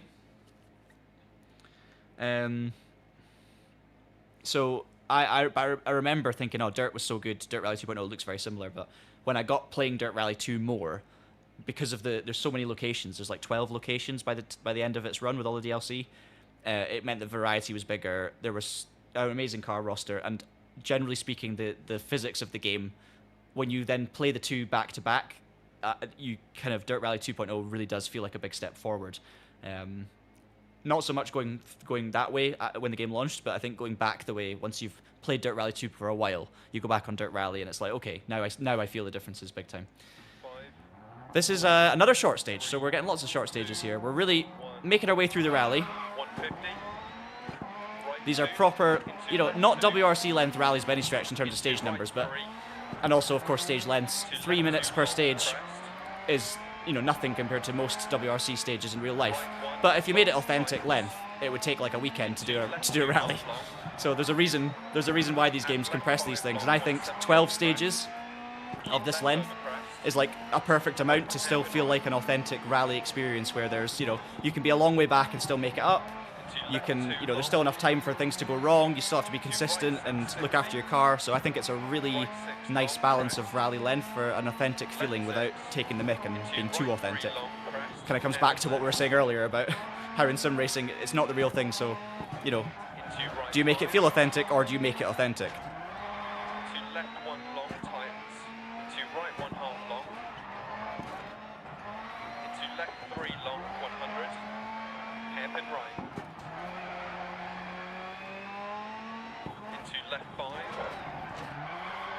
That's how we want to do the hairpins. Touch the handbrake, power through it all the way. Neat and tidy. Left 3 crest and open hairpin left. Into right 3 long. Into left 3 long, don't cut. Into hairpin right. And right 3 long, don't cut over crest. Into left 4, 60. Left 4. Into right 6, 60. Right Too early on the turn in. 3.6 up. We're going for stage win 2 of the rally here. And left 4 continues for 100. Into right 4 over jump, don't cut, 40 narrows. Left 6 over crest. So sketchy. And left 2 opens over crest. There's little bits of rock that stick out from the cliff, and that can cause you a lot of pain from memory. 100. Parked cars as well, absolutely solid in this game. 60. Left 6. And right 6 over crest, 40. Caution crest, left 6. Immediate hairpin right. Now, look, this is what I mean, right? Remember what I said earlier about the gaps? I'm green by 5.5 seconds. Does that mean I've had a good stage, but nothing special? Does that mean that Rap's had a problem? It might mean that Rap's had a problem, because that feels more like Lysenko pace that I'm up against right now, or Fontaine pace. So now I'm getting excited that we could actually win this rally. And it's literally played out exactly what I said could happen earlier on. I remember the feeling. It's that excitement of going, hang on, am I actually nailing the stage, or is my rival messing it up? Because the relative timer is to the fastest stage time, not to the rally leader. And look, I'm going to be green by like, that's not Rap, 8 seconds. I'm never 8 seconds faster than Rap. It can't be. It is! Oh, I got so excited. I got excited. Anyway, it's fine. It's fine. I'll take being 8 seconds faster than Rap. That just sounded like a horrible brag, where I was like, there's no way I can be that fast. Oh, I was. No, it's... I mean, you've seen how quick he's been all rally. There's no way I would suddenly find 8 seconds. That stage was no faster than the previous stage where I lost. Fontaine is out, though. He's done a 15-minute nominal time. 3 drivers out of that stage. Side impact damage for Fontaine. So, I mean, he was gone anyway, but he's properly gone.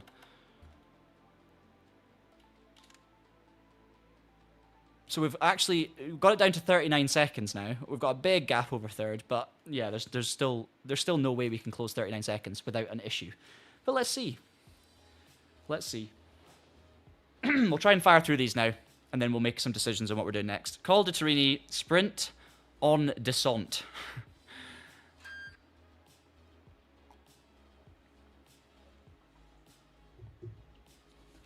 These Syncmesh gloves are doing an amazing job for my horribly sensitive and soft skin, which gets destroyed. Like, I get all sorts of really bad, you probably can't see on the camera, but I get really bad rashes and swelling up of skin and things on my hands when I like wash dishes and things like that. My skin's, I've got issues with the sensitivity of the skin on my hands being damaged, so that's why I always wear gloves when I'm sim racing, which a lot of people don't wear gloves or do wear gloves, and you see comments, and everyone should do what's right for them. I like to do it also to protect my wheels, but mainly because my skin can't handle it when I don't wear gloves.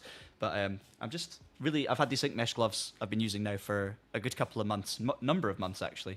I think at least 2 months since I've been started using these, and yeah, they're feeling very, very nice.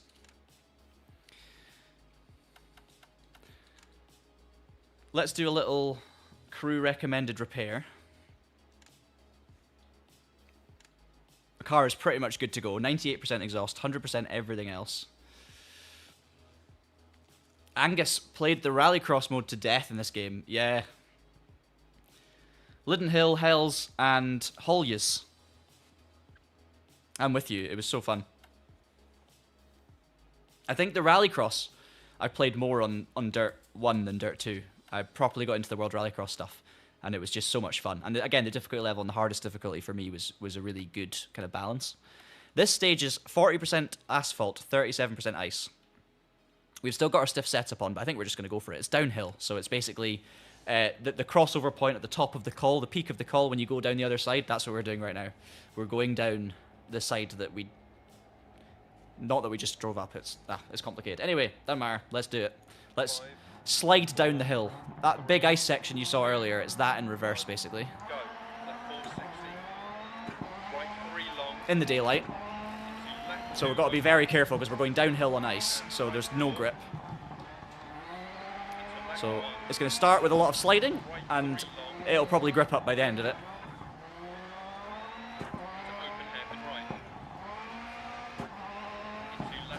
Nope, nope, nope, nope, nope, nope, nope, nope, nope.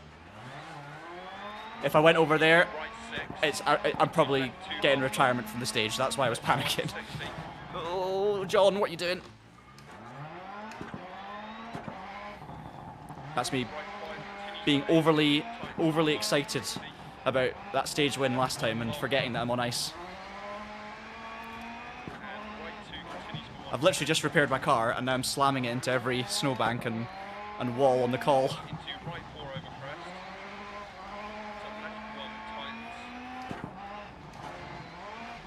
I've actually been pretty lucky in this rally. I've had, what, 2 stops where I've actually, you know, hit something and had to reverse or stop. I think 2. I've had a lot of side impacts. And I've had a couple of moments which very much should have been unrecoverable damage, or could have been. So I've been super lucky to actually still be in this rally, I'll be honest. And I'm not just saying that. I do remember playing this game and so often, you know, late into a rally at Monte Carlo, stuffing it over the snowbank and falling to my imminent retirement. So let's try not to do that this time. Still a few stages to go. Right 3 long opens, continues for 150, over crest.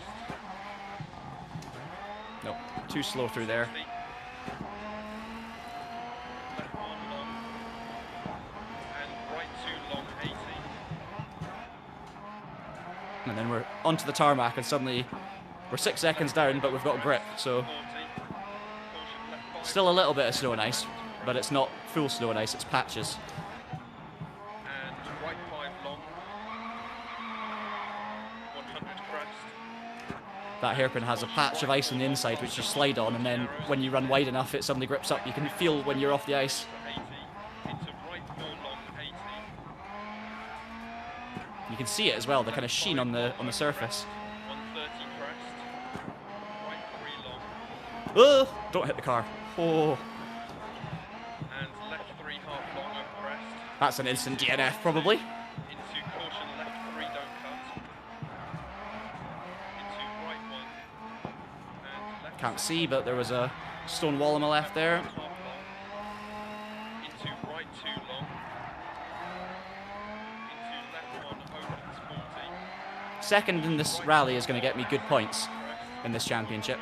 Caution line into right 3. Meter hairpin left. Right 6 over crest. Left 6 crest. Caution left 5 into hairpin right. Tightens.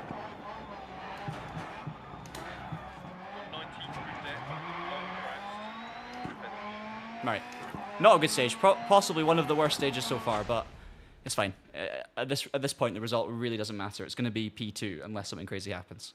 So we can finish 4th on the stage. We're 46 seconds off. We're going to fire on with the next one, which is going to be Col de Torini Depart, and this is a long stage. So this is literally the stage we've just done, so I need to be more careful this time on the descent, but then it continues on for another 5 kilometers. So long stage ahead. No service either, so we're dealing with whatever damage we just picked up. I'm going to have a drink of water, and then we're going to go straight into it.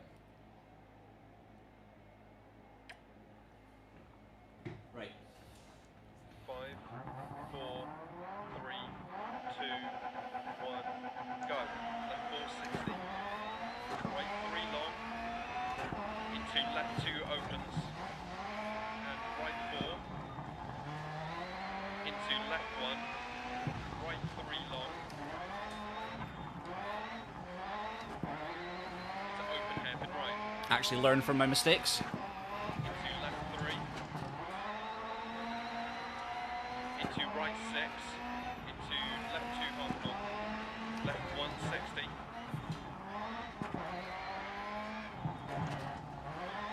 right 5 continues for 80, tightens to 160, left 1 long, Didn't feel like it tightened to 1 there, I'll be honest. 100, Paul is lying to me in his notes. crest, to left 1 tightens, Still 1.4 off, so I don't have the pace on this descent compared to the AI for one reason or another. 60, Maybe it's my stiff setup. Maybe it's my lack of good setup. and tightens into open hairpin Maybe it's my skill. Uh, right 2 long, turn. into left 2 long, into right 5, into left 2 half long, 40, right 3 long opens, continues for 150 over crest, We do actually have a new rally game coming out, I believe, next week. And that is something to get very excited about. It's not a rally game in the sense of a dirt rally, so long 80, don't get your hopes up that we're getting like another Assetto Corsa rally kind of equivalent or something. It's not a rally sim, but it's a rally game, and we're going to be covering it on the channel, so I don't want to give too much away.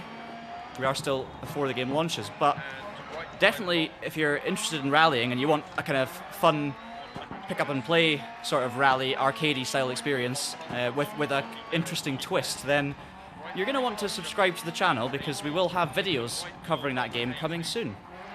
And anyone who's interested in rally and interested in gaming should definitely be paying attention to the content that's coming to the channel next week. That's all I'm going to say at this stage.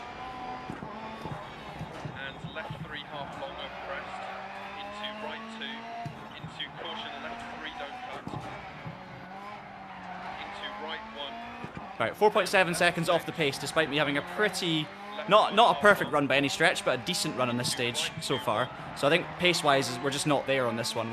We had more pace on the previous ascent rather than the descent. crest, 100, caution line, into right 3, immediate hairpin left, That might actually, when I'm thinking about it, that's maybe a pattern actually. I feel like the stages where we've done well have generally been ascents. caution left 5, I might be wrong, but I think we've done better on ascents than descents. 90 through dip, So maybe I'm either worse going down the hill, or the AI are better. caution left 6, immediate right 1 past junction, into left 3 long don't cut, Ugh, that was horrible. Sawing away at the steering wheel, trying to keep it out of the wall. We've gained a little bit there, the first green sector of the stage, so right 6 long, we'll push on, see if we can left 2 tight, make back a little bit more time. 6 long, continues over crest, That's not going to help. and Locking up the rear. into right 5 long, and left 6, 230, crest, caution braking, 60 hairpin left, right 6, 60, left 6 over crest, Pretty good.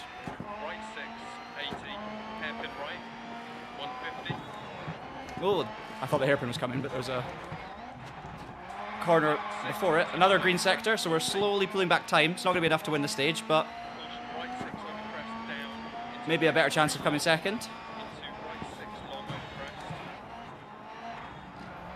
Oh, didn't know where the 3 was coming there. over crest, immediate right 3, and right 3,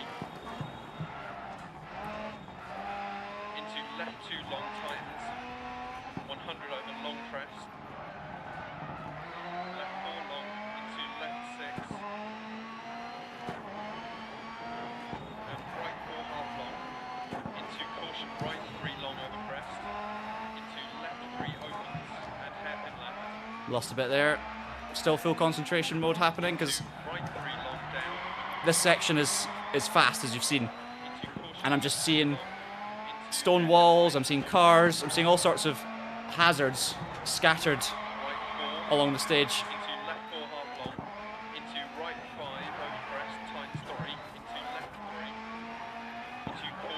Ooh. Immediate hairpin left. Had to turn out of that one big style. Left 6, 40. Right 3 long, over crest. And left 2. Into right 1 long. And caution left 4. Into hairpin right long. And crest. Left 3 long. Into right 6. Into left 5 long, crest 40. Left 6. One sector to go. Into left 1 crest, I don't think there's a world in which I win this rally. right 6, 80. If I made no mistakes, as I make a mistake, if I made literally no mistakes, I still think I'd be behind Rap, unless I'm just not fast enough. Like if I was a slightly faster driver or if I had a faster setup, that would be what I needed. I think it's not just the mistakes. I think second is the best I probably could have done in this rally with this car and this situation and my driving. To left 1, 150. But second in a rally can win you championships. That's the reality.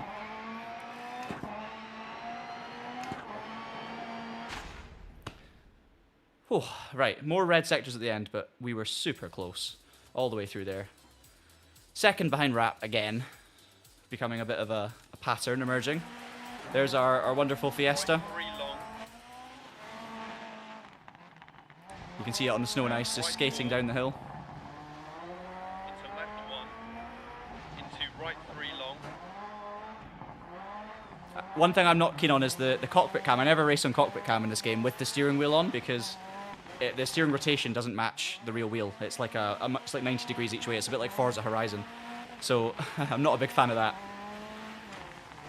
Not like Forza Horizon. That's not fair. Forza Horizon's better than that, but some games the steering animation is just all wrong. continues for 80. And times. unfortunately, this is one, but you can obviously drive from that kind of dash position, which actually gets rid of the steering wheel entirely, so it makes it a lot more natural. I think we've only got, what, 2 or 3 stages to go now? I'm actually running in between there, Hollow Lord, and that is, I'm running 480 degrees. Stage 11, so we've got two to go. Short one, then a long one. Col de Turini, Sprint, and Monte. We will repair the car. Yeah, I'm running 480 degrees on this game. And turning off the steering wheel, I think it's definitely an option in Dirt Rally 2.0, but instead of turning off the wheel, I just drive on the dashboard cam, which is in front of the wheel anyway, in this game. In Dirt Rally 2.0, the steering wheel matched up accurately, so it was fine.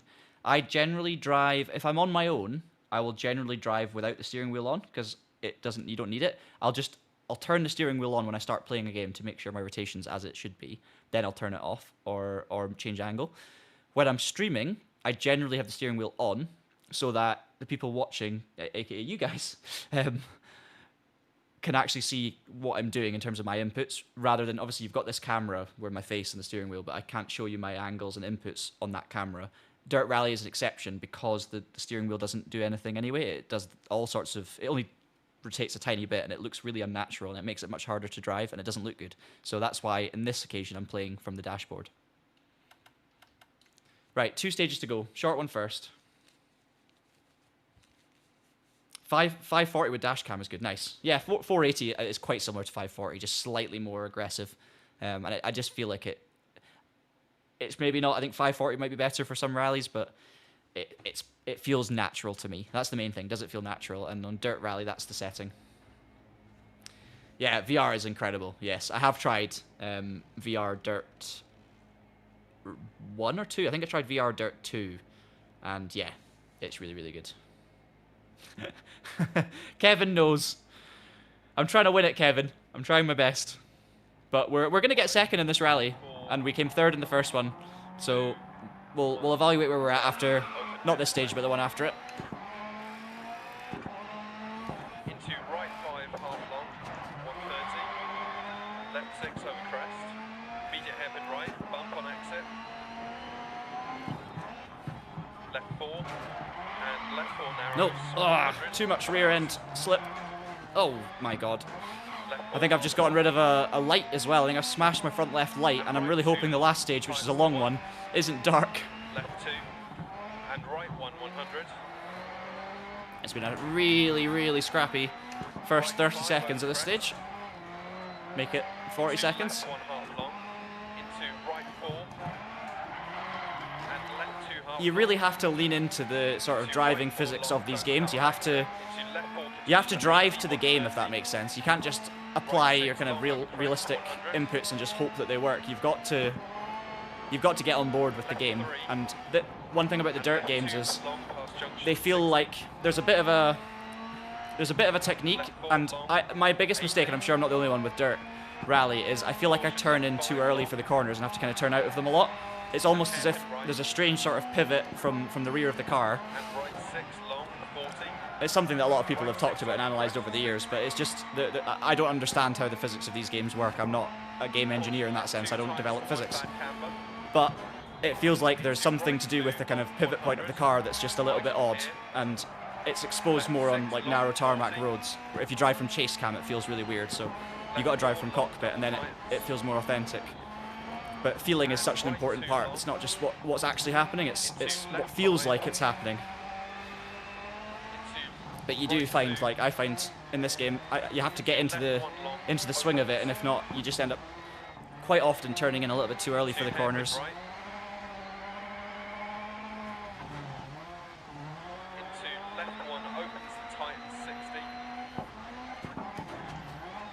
Back onto this icy section. We're actually fastest on this stage so far.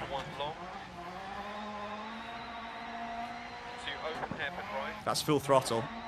You can just hear the wheels spinning away.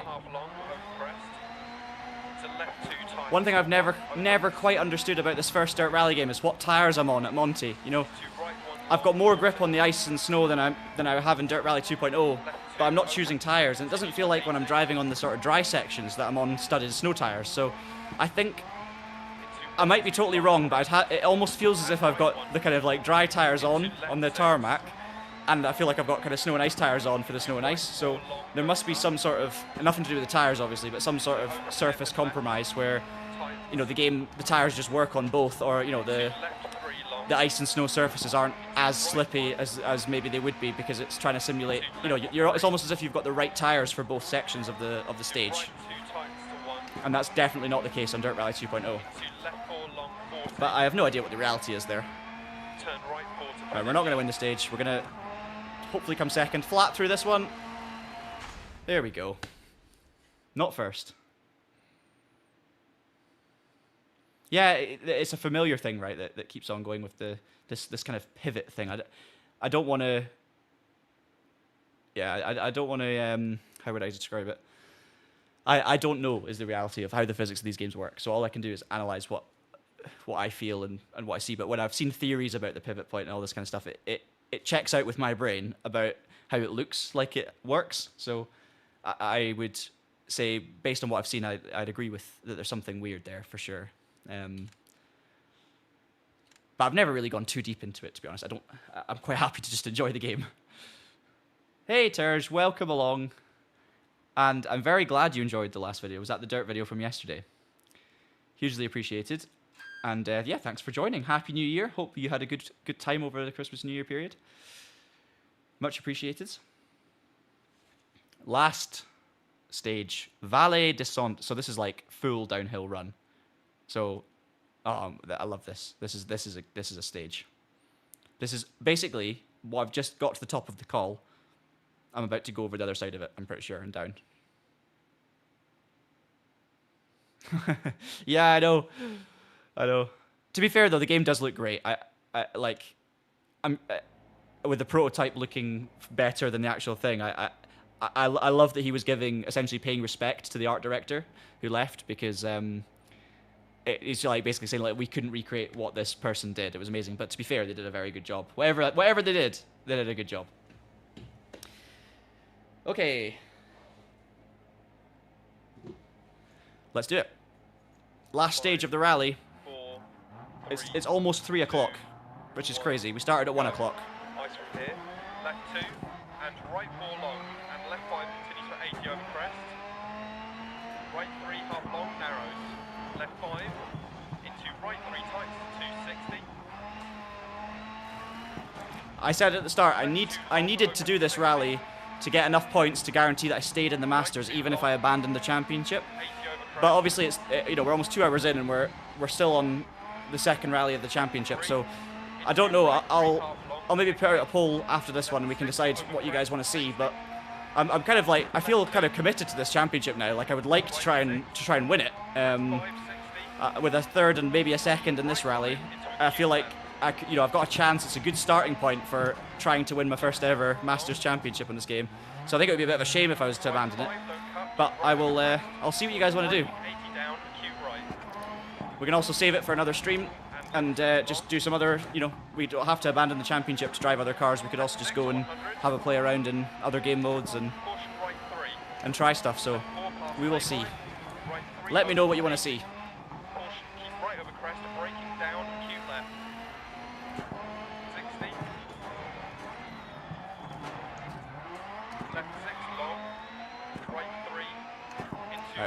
We're descending, therefore I think we seem to be a little slower versus the AI. Ooh. That was close. Didn't actually lose too much time though. Sort of just bounced back onto the road and maybe lost half a second.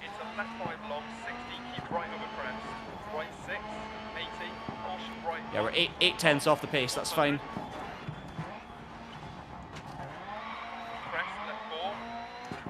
You could hear the grippy tarmac bursting through the ice patches there. Oh, oh, sideways.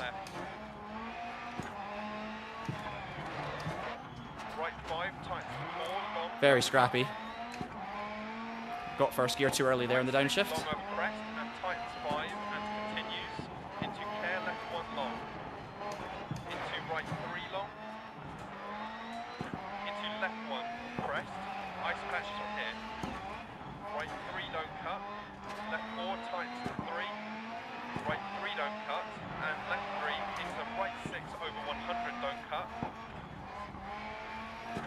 Don't fall into the trees, don't fall off the stage.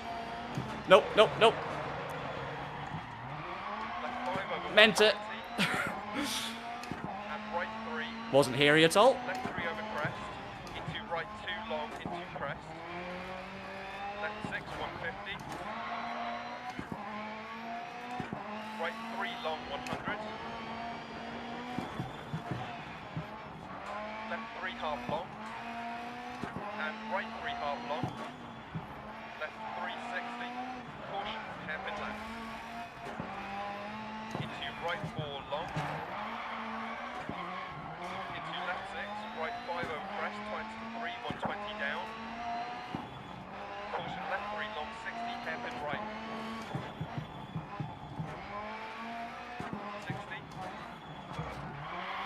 One thing I don't remember, but it appears as the case, is you can actually you can change car midway through a championship as long as you stick to the same class. So essentially, when I started the second rally, I didn't mean to, but I picked the Fiesta because that's what I was driving in the first round, and I just assumed I'd have to drive the same car. But I think I actually chose the Fiesta, so we could potentially, as another option, is do the next rally in a different car from the same era if we want to mix it up a little bit. Or we try and play it, realistically and, try and campaign the Fiesta to a championship. That's not good, John. It's last stage, so we get away with it. Car's not feeling like it's handling quite right.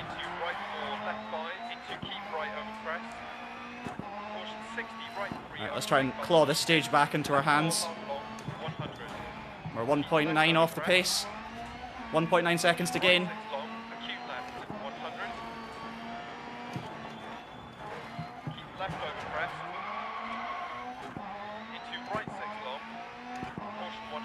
I tried to read the comments there, that was a terrible idea. In midway through a stage.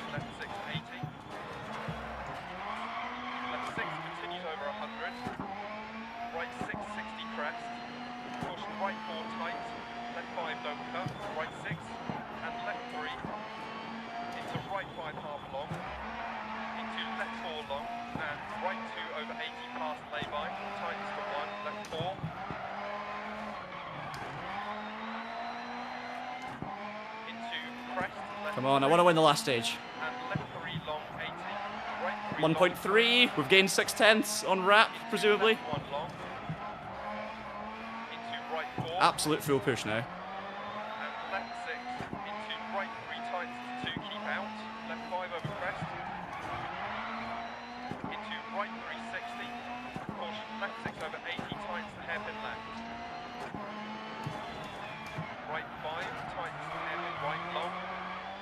Messed up this hairpin last time. into left 4. Right Not 6, perfect, but not nearly as bad. left 6, left 4 into tunnel, 80. Right 3 long, 60 and crest. Send it into the tunnel. Into right 5, into left 4 long, 60. Right 6, into left 3 long, open. 1/10 off, come on. Right 4, We're clawing it back. and right 3 half long. Into right 4, 120 crest. Oh no. First time we've cracked the windscreen. I just touched the inside cliff face there. That would be DNF in real life. Crest jump 80. Thankfully it's dirt rally, so we're okay. Long 60. Right 3 long 120. No! Rear Keep right going. puncture. We've got a puncture. First puncture of the rally because I'm pushing on in the last stage, trying to win it for no reason. Anyway, it's not going to change anything. So we proved that you can get punctures. I'd actually forgotten. I was starting to think maybe I was misremembering from the original, but you definitely can get punctures in this game, and we've got one. But thankfully, it's at the end of the last stage, so it doesn't matter. And we made it. Oh. Yes, turn in harder and earlier than you think you need to, but kind of the opposite. I feel like I do turn in too early because I got into that rhythm. Anyway, second place on the stage, second place in the rally behind Rap, almost a minute back in the end, so fair play. Volkswagen Polo takes the win. Polo was the fastest car. We'll throw that excuse out there. Looks like Lysenko got back up to 9th, 33 minutes off the lead, so clearly dealing with those early differential issues. Fontaine 11th, so out of the points. So in terms of the championship, we'll see. I got 345,000 credits from that, 21,000 of damage repairs. There's a breakdown of our difficulty bonus as well. We get a bonus for having manual transmission, not allowing exterior cameras, not allowing launch control, not allowing ABS or traction or stability, and also doing no restarts. And there are our repair costs, so a little breakdown of our cash flow. But as you can see, big reward for finishing second. That very much outweighs our costs. And there is the championship. So, sadly, as you can see, Rap has actually won both of the first two events. So he's kind of leapt into a 17-point lead. At the end of the day, it's 25 points for a championship victory. So, for a rally victory. So all we need is for Rap to have a Lysenko from this rally where he has a puncture or an issue or a problem and he drops like 20 minutes. And then all of a sudden he's not scoring many points and we're back in the hunt. It's still possible. It's still possible. I'm going to click continue. Well, actually, no, I'm going to save and exit to the menus. That's what I'm going to do.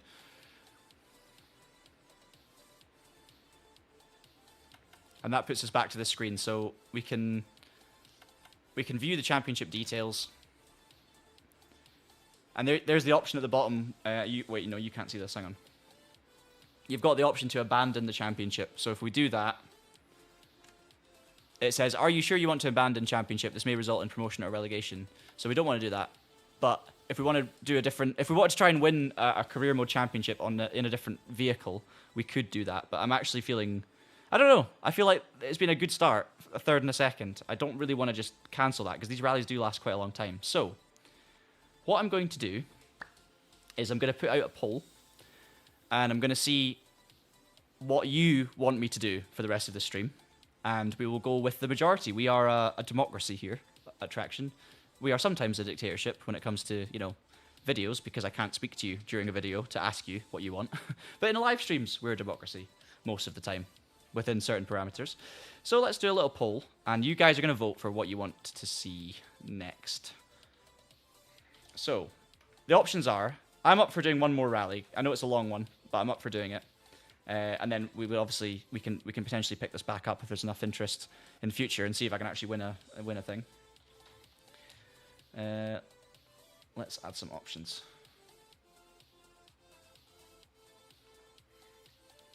So one option is to continue straight into round 3. I don't know what the rally's going to be, which is kind of exciting. One option is to abandon the championship altogether and pick a new class, sorry. Or we pause for now, save the championship, so we basically come back to it another time, don't abandon it, but then do other game modes, so like Rallycross, Pikes Peak, and maybe try some other cars in the offline. So that's That's what I'm going to do as a poll. And I'm going to let you guys vote.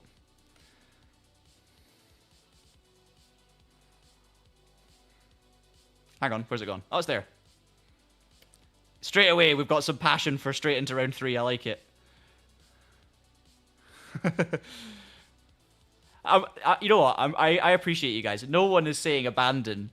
Or, sorry, that's not true. Some people are saying abandon. Nothing against anyone who wants me to abandon, right? But I appreciate that that you guys also feel like you don't want me to just give up on the progress we've just made. We've come too far. We've come too far. Obviously, we can do both, right? We can also just go and do some other runs and also a championship run. But what's the time? We've done 2 hours. I reckon we can go a lot faster. I was kind of taking my time there, doing some chat, going through the things slowly, so I can do a much faster rally than that. We can be a bit more efficient, so we can fire through it. And I will continue to chat a little bit, but maybe less pausing and waiting. We're gonna give it another 30 seconds or so, and then I'm gonna.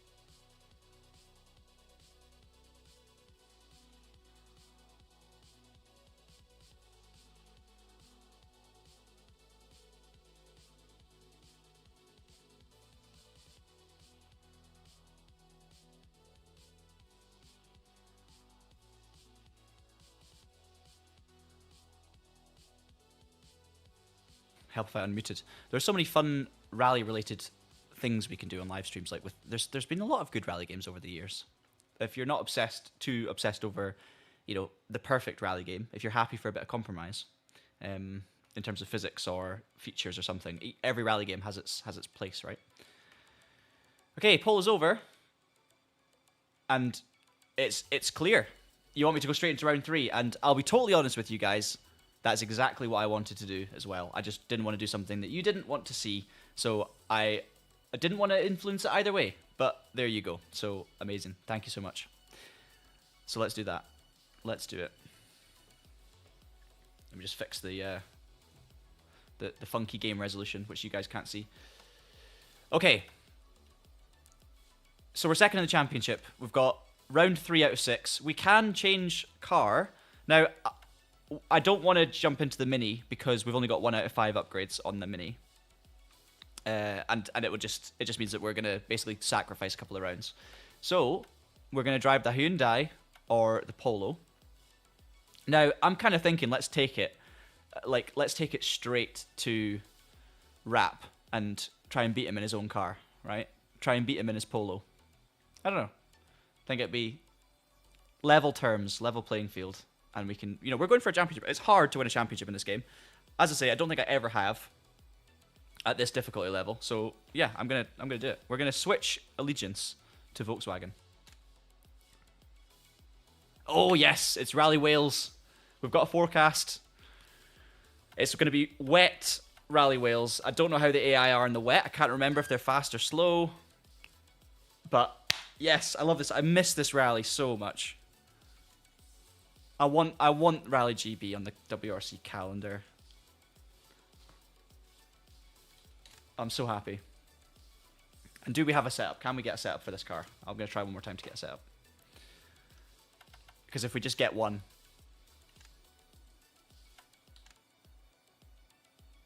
Oh, I've got some setups. Polo Wales.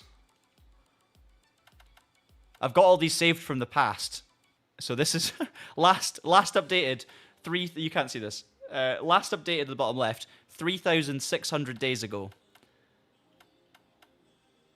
We're gonna go for the Wales Polo setup. We're just gonna put all of our trust into Porkhammer, who I think Porkhammer commented on the video yesterday. I'm pretty sure. I'm convinced. I recognize that name so much. So Porkhammer, if you're watching, hello. I'm convinced that Porkhammer commented on the video yesterday, and it's his setup from back in the day. So it's a small world. I love it. Let's do it. We need to trust a better engineer than ourselves, as in myself. We'll do a quick shakedown just to get familiar with the feel, and then we're gonna go. And I am so motivated to win this rally. We're gonna go and beat Rap on pace, and we're gonna go win it. Yeah, I remember the name, and it's probably from that. Right, look at this. 5, 4, Shakedown in Wales. Let's just get ourselves tuned into the physics. Let's not get too excited, jumping straight into stage 1 and completely mess it up. into right 5 up long, into left 1 long, So not only am I on gravel, which is obviously lower grip, I'm also in the rain, so visibility, sound, everything is compromised. Grip is low. and left 6, keep left over crest. Into left 5. This, for me, like these conditions, these stages, defines dirt rally. Like this is dirt rally at its best. This is the sort of stage that I started off, you know, my first experience of dirt rally was on stages like these. Over long crest. Right 5 down, 100 through dip. Left 5, keep in through dip. We might have no pace.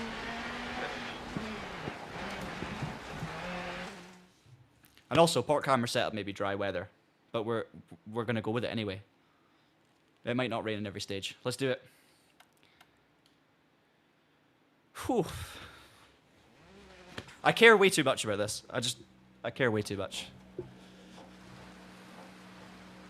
4, I feel like these AI are just real people. I've given them, over the years, so much personality. right 5. Okay, we know sector 1, and then Into left 4. we're on our own. Into right 5 half long. Into left 1 long. Opens to finish 150. It may be that I shut up a little bit more again, which I should do more often, and concentrate. And left 6, keep left over crest. Into left 5, continue for 80.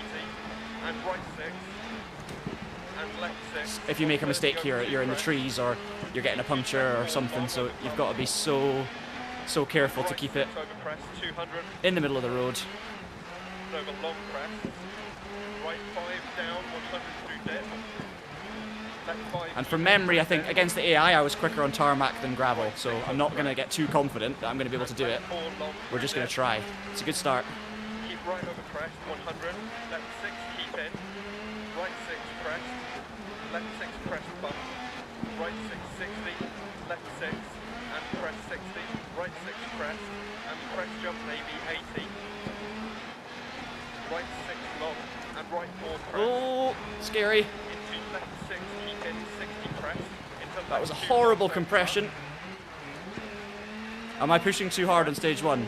Am I too over-adrenalized here? Do I need to just chill out a little bit? Because we were pretty fast in sector 1. I was pushing, but maybe I just need to like evaluate the pace rather than putting it in a tree on stage 1. Maybe I just need to see where I'm at. We're still a second faster.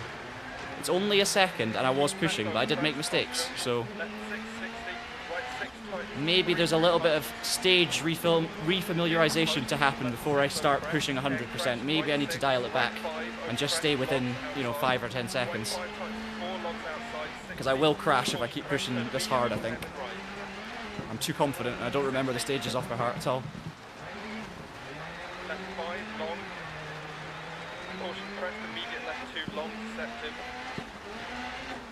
And left 5 long, keep in 130 over. I think we'll probably be fine on Sweet Lamb. Right 6, keep in 80. Left 5 long, keep in 80. Left 5 long. See, even there, keep in, but I'm on the over jump maybe. absolute limit. Left 6, jump 60. Right 6, keep in. I did see that split time. Right 5 over crest 100. Right 5 over crest. Left 6. Caution braking. Crest down. Immediate hairpin right. And left 6. Nope, too wide. And left 3 long through dip. Keep in. Left 6. Caution crest and down. Immediate open hairpin right. And gate. It's a left 5 long over crest. It's a dip. Caution left 5 over crest. Jump maybe. It's a left 5 long. Don't cut logs inside. And caution left 660. Keep right over crest. Logs. Finish. We're through stage 1. We lost more time in the last sector, but how much? I didn't see the split. Okay. I mean, it's the usual suspects. Rapp and Lysenko, second and third. Me first. I'm not going to get ahead of myself. I did beat Rapp on one of the stages in Monty by 8 seconds. So that's not a guarantee that we're going to be on the pace, but it's a guarantee that we're there or thereabouts. I was right. Wojciech is fourth, or Wojciech, in the poll in the mini is fourth. and they retired from the last rally, so they are fast. Fontaine is fast, but not fast enough. Whew, right. We're going to keep going. That was good. I was too risky at the start there. Too many chances. But we survived.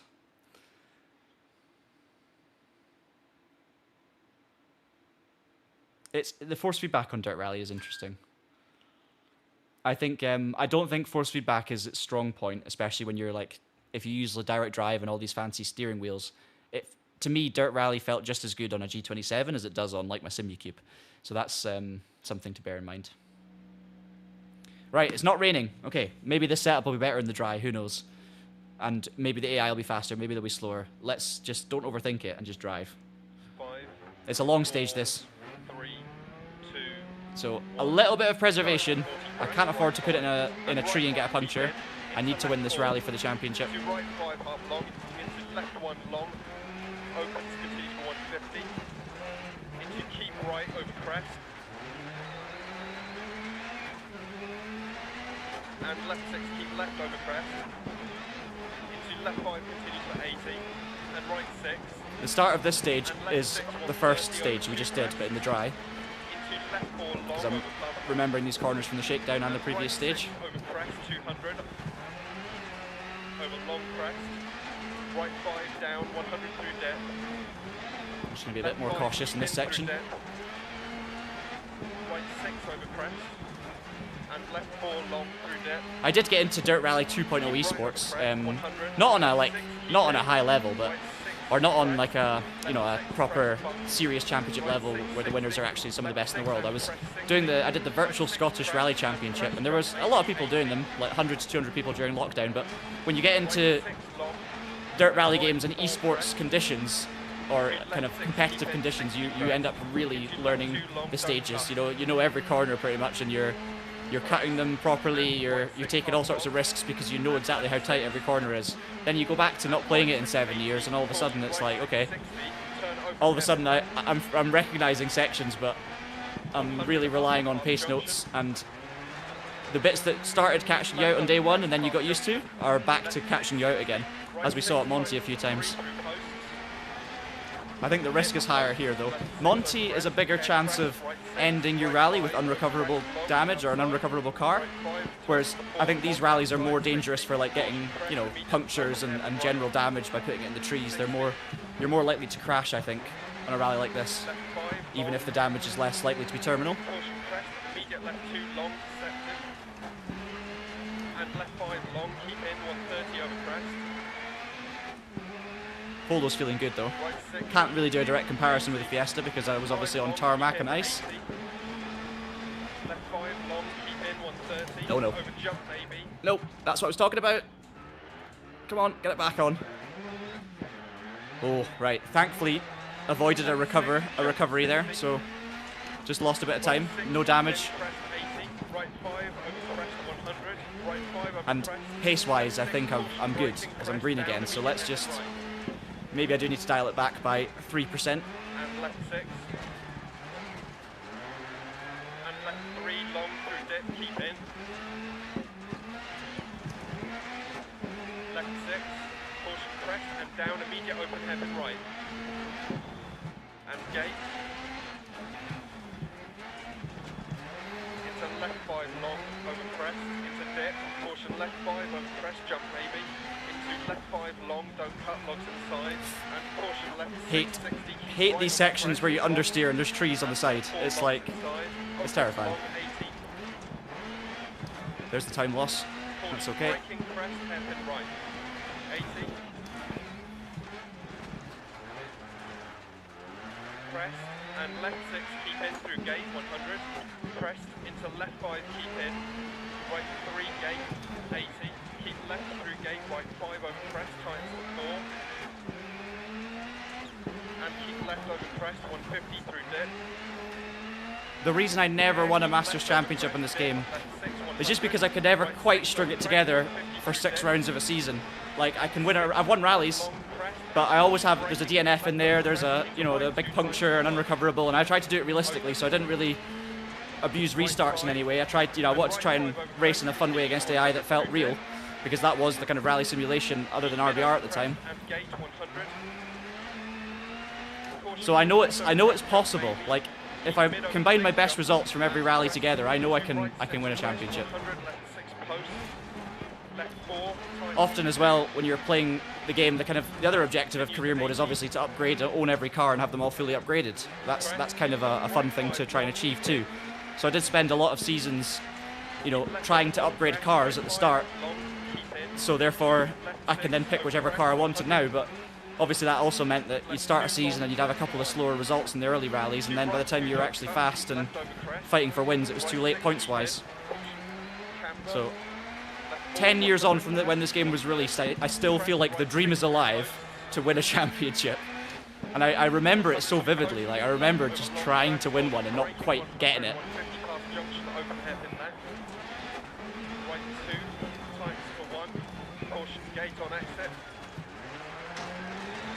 Taking a bit of fence with me. Right 6 long, keep in. Left 6 over bump and right 6 over crest and caution left 4 logs. Left 4 60, right 4 long. Watch the logs. Logs are lethal. And left 6 and left 6 over crest times 5 continues at 80. Into left 5, keep in 100.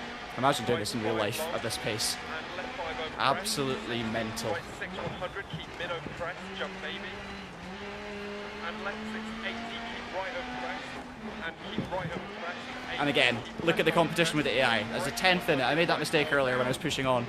I've tried to back it off a tiny bit and we're literally a 10th apart. It's just, it's perfection. Left 6, keep in 150. You do not get that very often in sim racing and racing games where you just find a level that's absolutely perfect for you to have a realistic experience. Over crest, 60, right 6, keep in. And left 5 over bump.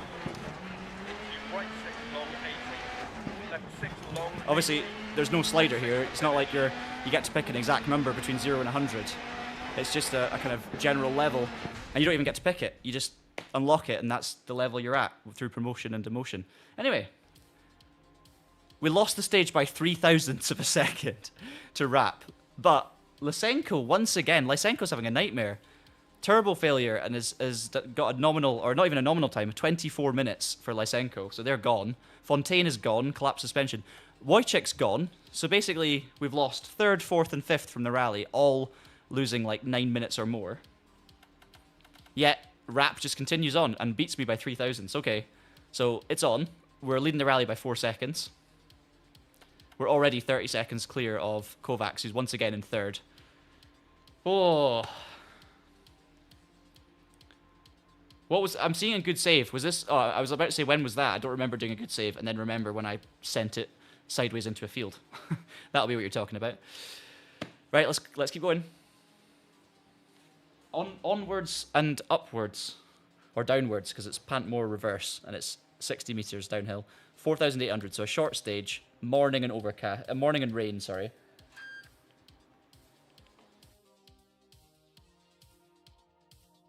Okay, we're sticking with the setup. I'm happy with it. It feels fast. It doesn't feel safe. It feels fast, and that is fine for what I need right now. I need pace. We'll take the crew recommended repairs. Everything's at 100. Happy days. We've got a perfect car after that first leg. No setup, so we need to reload it. That's weird. We need to reload the setup. Where's it gone? Wait a minute. Polo WRC Monte Carlo. Oh, it's there. Whew, I got panicked there for a second. You have to go into the Steam Workshop part. What we can do then, we can just save this into here. So let's just Polo Wales Port Camera. You can see my I had to delete it to put capitals. That tells you what you need to know about me.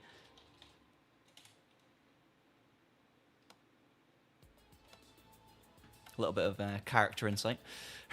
Right. 61% medium gravel, 39% light gravel, short stage.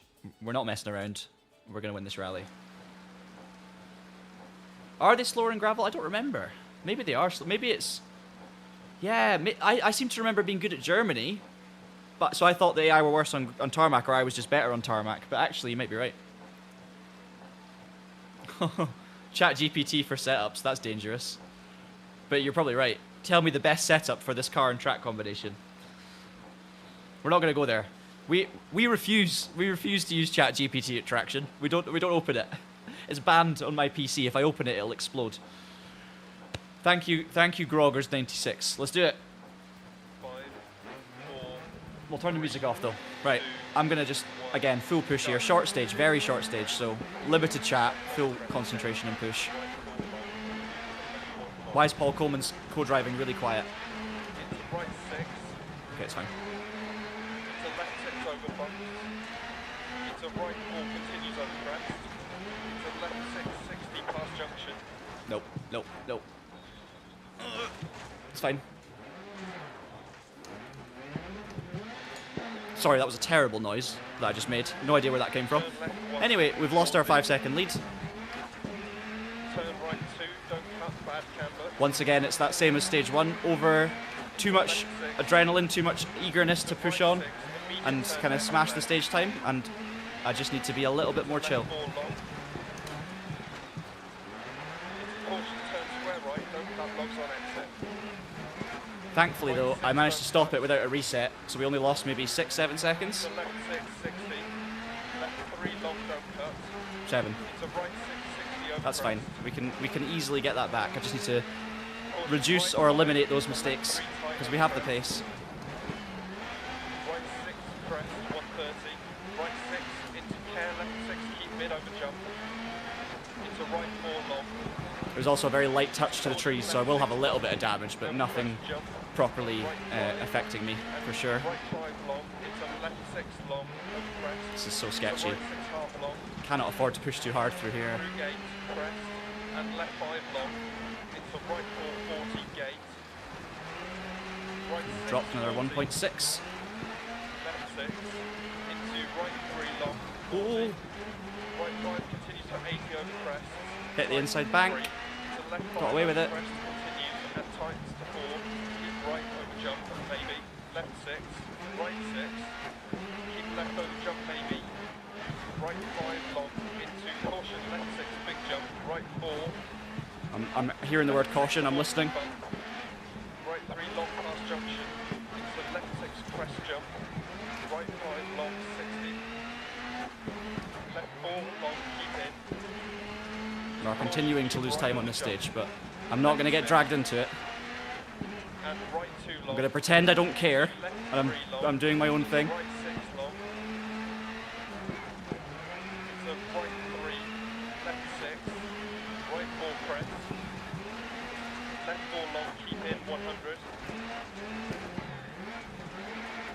Left 4 long, into right 1, long 60. Turn hairpin right. Into left 2 times to 1, over crest, 60 to finish.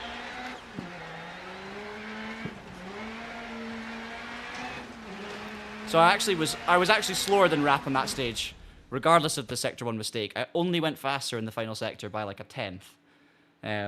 So we've lost 10 seconds. We're now 6 seconds back. All right, game on. Proper competitive. The car is maybe a bit bouncy.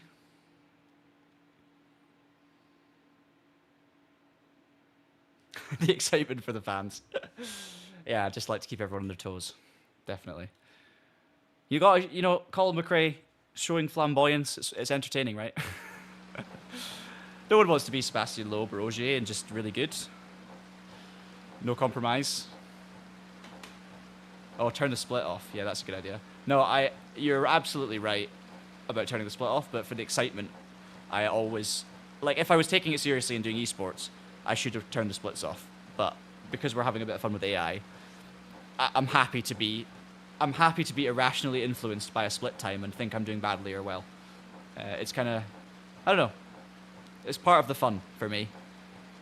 Thinking you're clear in the lead and safe, and then making a big mistake and then throwing it away. It's all part of the it's all part of the roller coaster of enjoyment, because you actually feel like you earn it if you win. That's the thing with this game.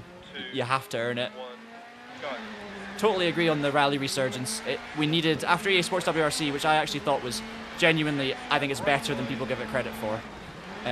The circumstances of the end of EA Sports WRC was sad, but I think a set of course a rally has lit a fire under rallying, which was needed, and especially, you know, with the Nakon WRC license coming up as well, a game there, that's going to be exciting. So yeah, it's reinvigorated the market, which is awesome, and it's pushed it forward with the quality of it, so I'm very, very happy about that. It's doing, AC Rally is doing what Dirt Rally did 10 years ago, which is why we're playing it today and making a video about it. I think maybe my car is too bouncy for maybe in the rain, but I'm kind of happy to just drive through it, to be honest, because it's clearly a fast setup if port camera's using it.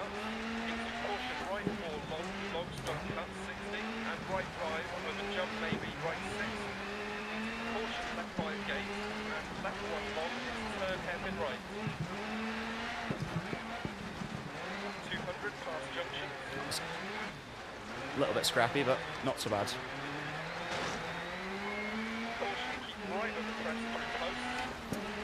Short stage again. Bit of a lift to be safe. We're green. Not going to look too much at the individual sectors. I'm just going to drive on. Nope. Oh no! I'm not stuck.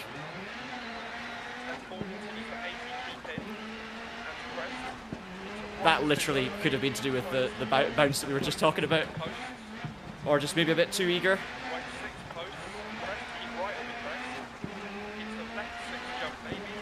Car, thankfully, is not punctured, and we'll have a service soon. We will, of course, have lost time again, though.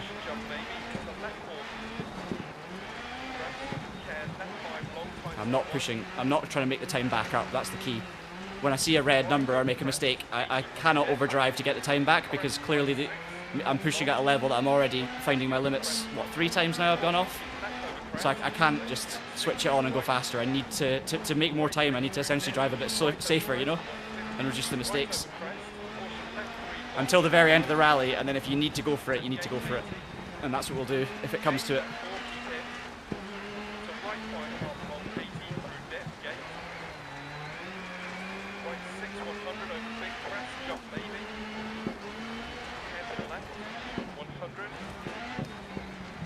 So what should I do? Let me know what setup tweaks you reckon I should do then to help with the suspension. I'm happy to give it a go. We'll do some community setup work. Almost clawed it back. Almost clawed it back. Groggers, I recommend you watch our... this is the car I'm driving, by the way. It's the Volkswagen Polo. I recommend you watch our what happened to, or the beginning of the end for Codemasters video. So if you type in Traction, the beginning of the end for Codemasters, or even just Traction Codemasters, you should find it. But we kind of documented what's happened there with EA Sports WRC and the sort of, I guess, the demise of the rally focus at the Southern Base studio in EA. But long story short, EA bought Codemasters. Codemasters slowly moved away from, you know, I guess, racing games in general. They were already sort of reducing down the franchises, regardless of the EA takeover. But now it's basically that the only motorsport game that EA and therefore Codemasters are actually doing is the Formula 1 game. And even the Formula 1 game, there isn't going to be a new one this year. It's going to be next year. So it's just a different world. And from a rallying perspective, it basically EA Sports WRC, it was decided that wouldn't be continued. It wouldn't be continued to be supported. It wouldn't be a yearly live service platform that it was at the start. So yeah, it's just the support was over, and that was it.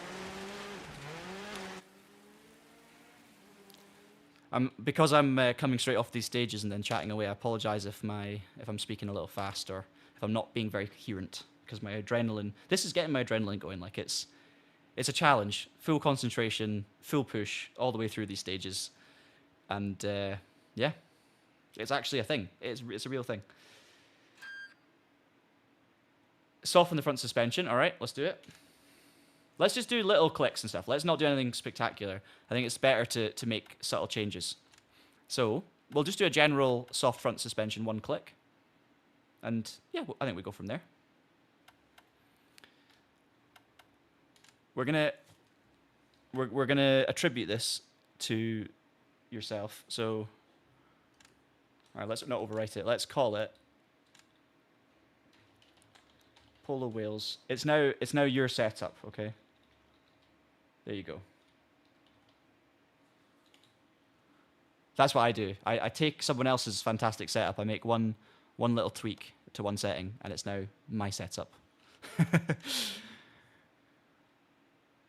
We've not actually damaged the car too badly here, by the way, so it's not so bad. Let's just go 100% everything. I thought I'd have more damage from that crash, but we survived. I didn't watch it, the speed run at AGDQ. I was around at my sister's. We were watching the Traitors, so I did not see it. But it wasn't. I think it was a few days ago, wasn't it? But Owsley was all over it, and we were definitely chatting about how good it was internally. That Richard Burns Rally is appearing on something like that. I think it was very, very cool. But I'm still to watch it, so I should actually watch it when I have the time, to be honest. Yeah, you know what? I'm gonna we'll also make those changes to the dampers. We'll go one click firmer for the dampers. Why not? Let's just see. Let's be bold. It'd be really funny if we ended up just tweaking it all the way back to default.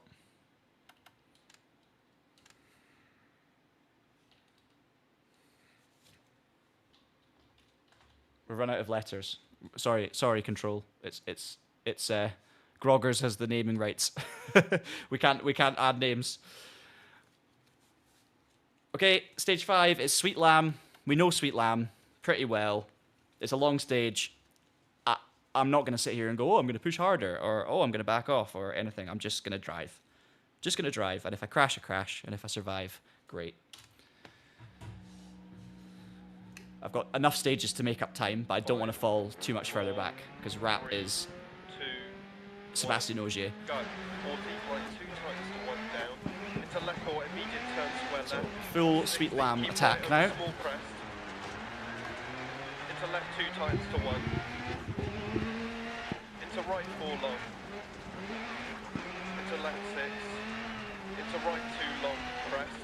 Into left 4 line over 2 crests. Into left 3 long 60. Left 6 over crest. Right 2 long don't cut. Into left 3 long. And right 4 over crest. Left 6 over crest jump maybe. Right 3 long 60. Caution left 4, keep right over big jump. Into left 3 narrows 40. Right 6. Into left 5, keep right over crest. Left 5, keep right over crest. Left 6 long. Into right 6, keep left over crest. Right 5 long, continues over crest, keep in. Left 4, opens long. Left 3 long. Into right 6. Left 6 through gate 60. Left 4, into right 4 long, keep mid over big jump gate, left 6. And right 6 over crest jump maybe. Into left 5 long, don't cut, 40. Left 6 long, over crest and crest. Into right 6 long. Into left 5 long, keep right over jump. Into right 6, left 6, 200. Left 5, into caution, right 4, over jump, longs outside. Left 5, half long, 100. That was too close for comfort. Left 6, into right 3 long, stay mid, longs outside. And left 6, into right 6, left 6, 40, turn square left. Into right 5, continues 130, turn hairpin right. Into left 6, 60. Rap, you are far too fast. Go away. Turn left 3, back, Leave me alone. Into right 6, over crest, turn right 1. Into keep left. I thought I had you in this rally. Not getting sucked into split times. Not getting sucked into caring. And right 5, continue to 100. Left 6, it's caution right 2, tightens to 1. Into left 4 long, and crest, and keep right over crest, and left 6, 60. Left 4 long, don't cut, logs inside, and on exit. Right 5 over crest, logs inside, 80. Caution, left 4 logs crest, and left 5 times 4 over crest, logs on exit. 80. Left 6, right 2,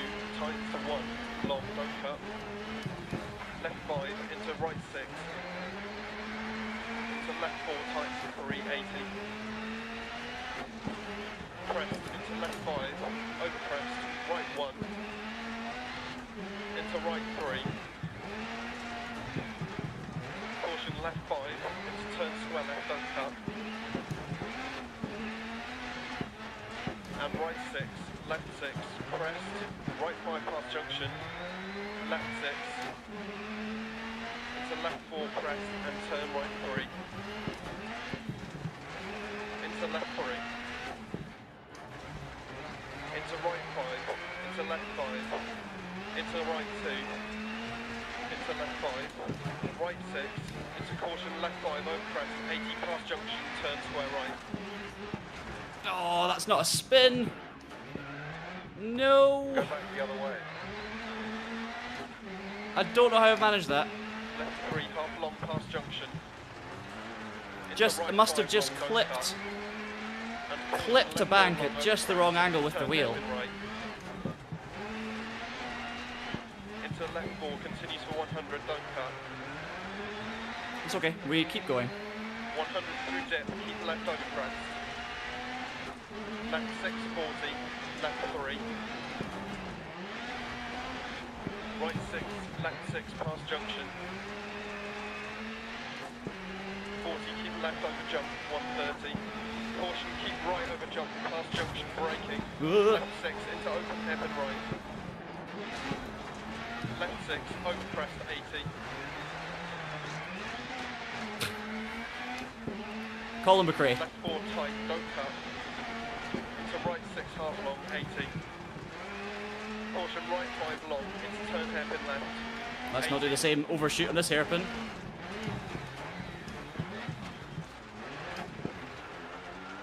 Come on. Left over crest. Can't get out of the corners. Crest, 80. Right 5 long past junction, 100 past lay-by. Right 6 long past junction. Caution slowing, 80 over crest. Right 5 through gate, water splash. Caution keep mid over jump. 100 down, braking, turn and shoot right. Into left 1 long, opens 2 long. 60, caution right 4 over big jump.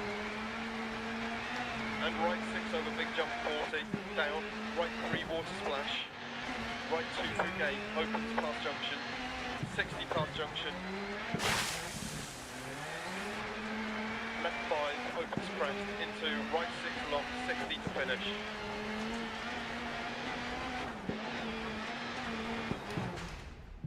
It's just the best stage. It's just the best stage.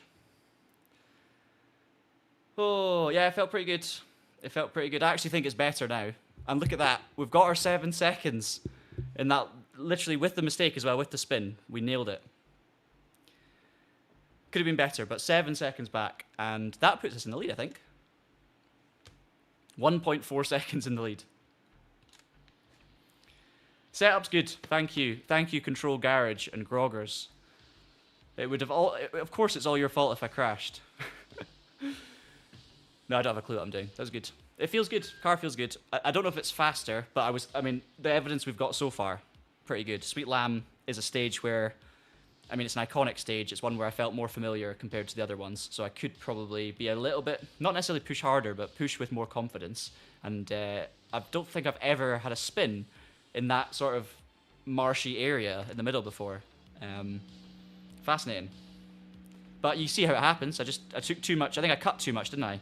And as I landed, I think I must have just caught the tyre in the wrong way. I don't even know which tyre it was. It just happened too quickly. Okay. Yeah, for anyone who hasn't played this in a while, it is fun to come back to.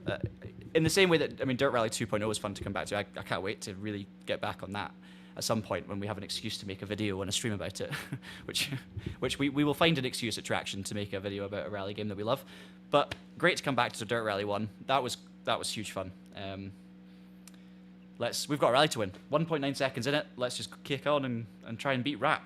I'm going to be so drained at the end of this. I'm going to need a trip to the pub if anyone wants to join me.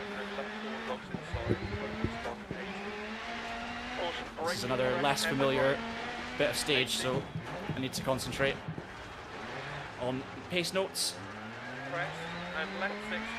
I always need to concentrate on pace notes, but what I mean is I need to pay extra attention about surprises. 80, keep left through gate, right 5 over crest, tights 4.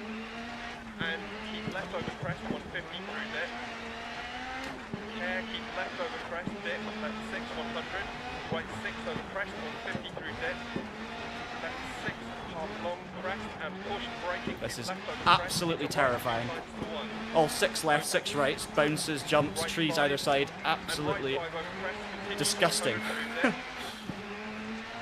Keep mid over crest and gate 100. If you fall down the side of one of these hills, you just slide. That's you, time gone. Keep mid over big jump and crest. All of the hard Right work 6 crest, undone. 100 left 6 post. Ugh. 4 times to 2. And continue to 80. Crest into right 5 long. Keep in. Keep left over long crest. Right 5 long. Keep in. Into left 6 over crest. 100. Left 2 long times to 1. Into right 2 don't cut. Keep left over crest. Right 6 keep in. Caution camber left 4. 100 crest. 130. Crest right 6 Nope. through posts. Fine. 100 through post, keep left over long crest, caution braking, 100, 150 past junction, open hairpin left. Into right 2 times to 1, caution gate on exit. Into right 6 long, keep in. Left 6 over bump, and right 6 over crest, and left 4 long logs. Left 4, 60, right 4 long. And left 6, and left 6 over crest, times 5, continues 80. Into left 5, keep in 100. Right 5 long. I just think the car feels slightly safer on the bounces now. I think those setup tweaks have just stabilised me a that little bit, which is kind of what I expected based on what you were saying. And I'd have to agree with you. I think Luke's one is, or Port Hammer is set up as fast. It's fully aiming for like esports speed, whereas this is just probably faster for me with a bit more comfort, and when I don't really know the stages off by heart and I'm not doing an esportsy thing, I'm just trying to beat rap. That's all I want to do.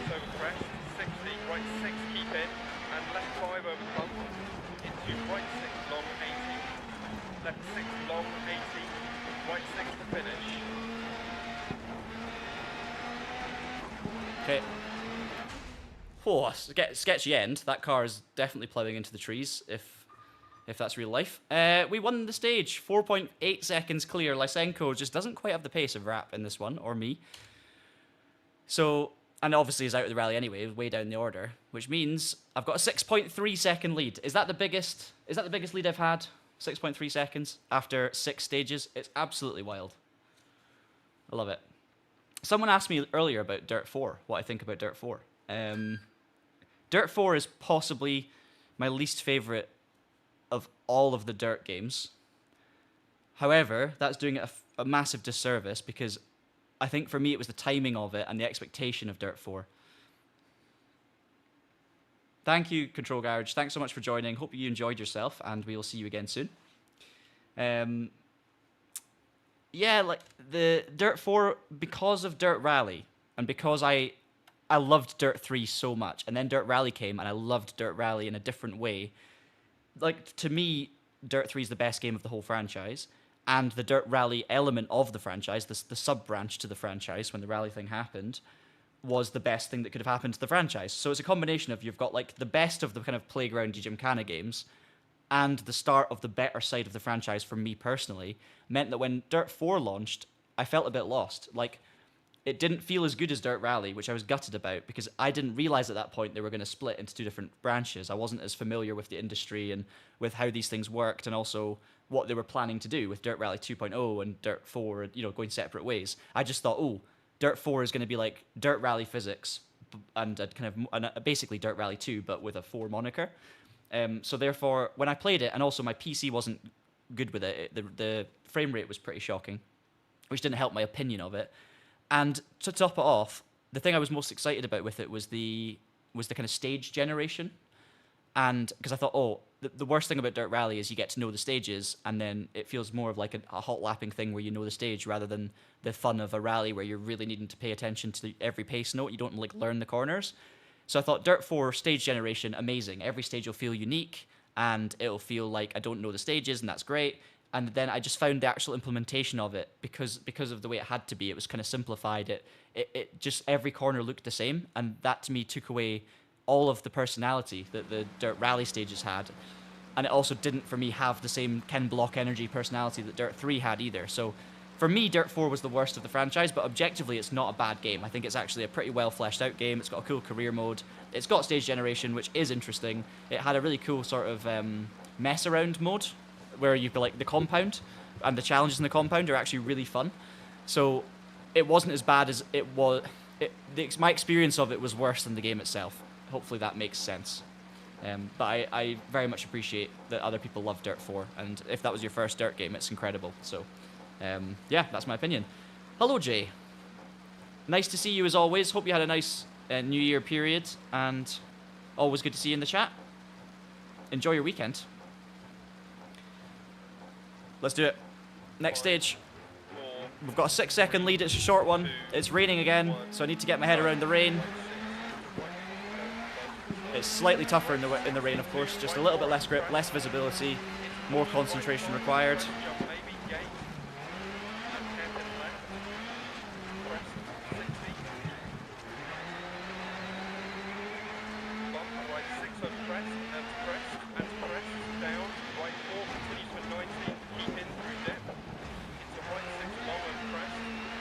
These are the stages that can really catch me out because I just don't quite know where I'm going.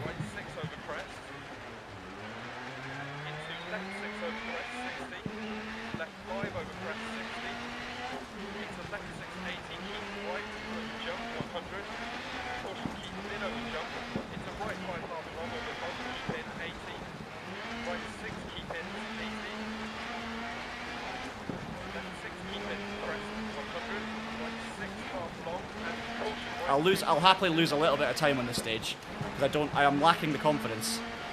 Oh, like there. Oh, I think he said right too. Don't need to reset. Come on, pull it back.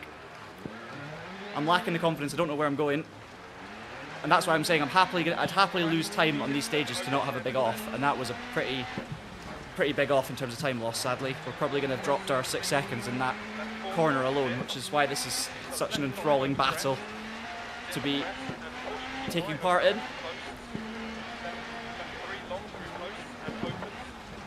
If this was like the WRC and you were watching me as your favourite driver, how infuriated would you be at me right now? Like, oh, got the pace to win the rally, no problem. Just, I've had like 4 or 5 kind of micro offs, and every time I get a lead, I throw it away. There's 6 seconds. I would be the most frustrating person.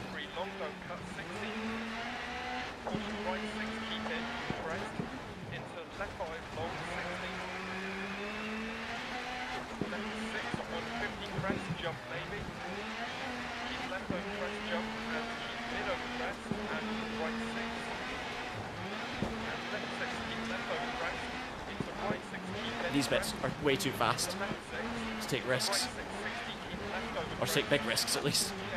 The whole thing is a risk.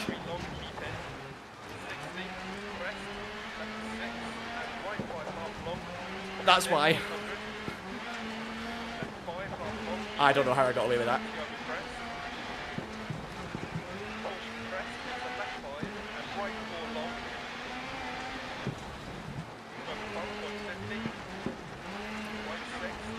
Just get the bump at the wrong angle. If you catch the bank and you don't expect it with one of your tires, it will just throw you off line, and the line is so narrow. That's why the risk's there. You've got to be absolutely on tram tracks down the middle.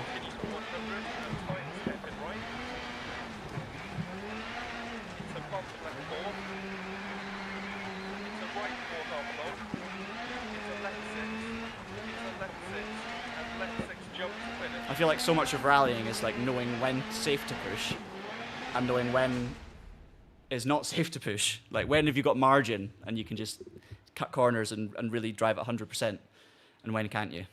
So 5.5 seconds drop to wrap. 8/10 in it.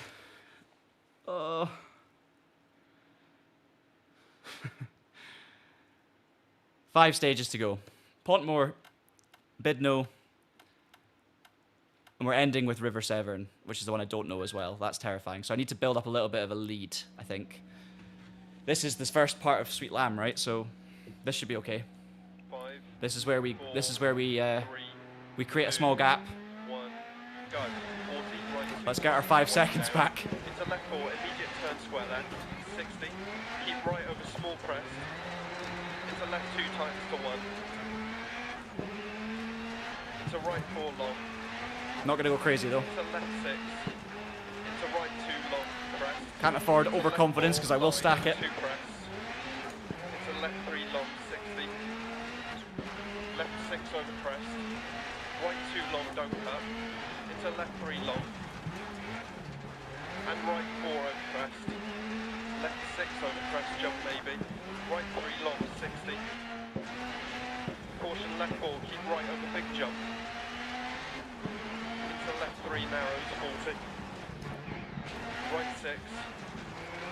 Into left 5, keep right over crest. Left 5, keep right over crest. Left 6, into right 6, keep left over crest.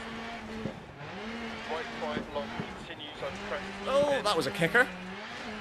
Left 4. Wasn't ready for that at all. Left 3 long. Into right 6. Left 6 through gate 60. Left 4 into right 4 long, keep mid over big jump gate. Left 6. Words, things. And right 6 over crest, jump maybe. Into left 5 long, don't cut. 40. Left 6 long, over crest and crest. Into right 6 long. Into left 5 long, keep right over jump. To right 6, left 6, 200. Left 5, into caution, right 4 over jump, locks outside. Left 5, half long, 100. Left 6, into right 3 long, stay mid, locks outside. And left 6, into right 6, left 6, 40, turn square left. Rap was super quick through that sector when we did the full Sweet Lamb stage as well, wasn't he? So I'm just going to have to be confident that he's just not as good in this last bit. But obviously it's the first half of the stage and I gained all my time in the second half of the stage, so that's the worrying thing. We don't get to do the second half of the full stage because it's the short one.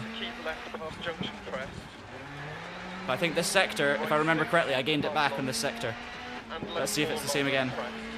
And right 5 continue to 100.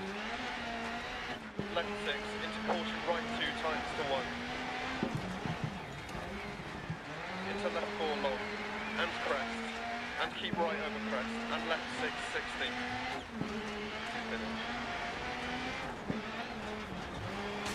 Oh, big crash into the finish. I really hope that hasn't damaged the car much. I can't remember if the damage carries over from that. But, wow. Rap wasn't even second. Wojciech was second. Rap was third. That's the first time Rap has been outside of the top 2, I think, on any stage. Can we see the Oh, I'm so sorry. We can watch the replay next time. I literally just clicked continue before I had the chance to click on replay as I saw your comment. I'm so sorry. I'll show you a bit of replay for the next one. Oh, the lead is 3 seconds. It's like a real rally, this. It's so intense. I absolutely love it. Bidno reverse, morning overcast. So this is the second half of Sweet Lamb in reverse.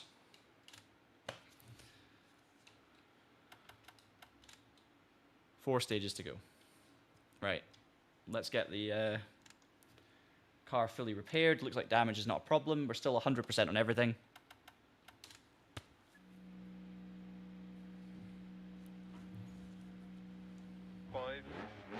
Sweet Lamb in this direction.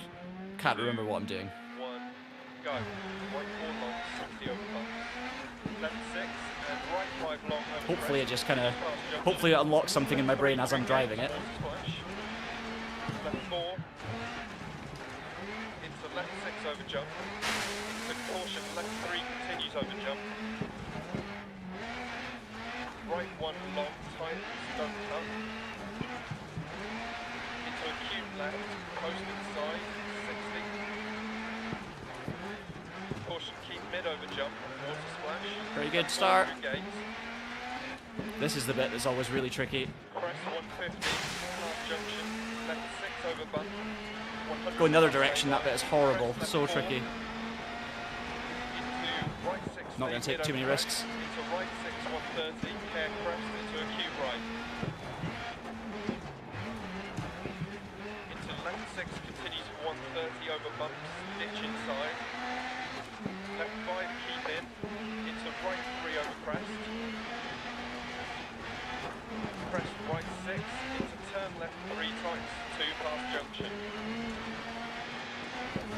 Much easier entry to the long, famous sweeping hairpin. I've messed it up anyway, but it's a lot safer going that direction. Past junction, 170. Care right 6 over jump 60. Right 6 over crest, past junction. Into care left 6 crest. That's not a 6, that's just a straight. Crest, right 6, left 6, right 6 over crest, 110 through dip. Come on. Caution right 4 long, don't cut tight. 3 over crest, immediate turn hairpin left. Right 4 long, into left 5 long, pitch inside. Into caution, turn right 3 tight, immediate turn square left. Into right 6 past junction. Oh, I almost went left at the wrong bit there. Heard square left. 4 over crest, tight, keep in. Left 5, right 5, keep in. Left 2. That's where I spun, go the other direction.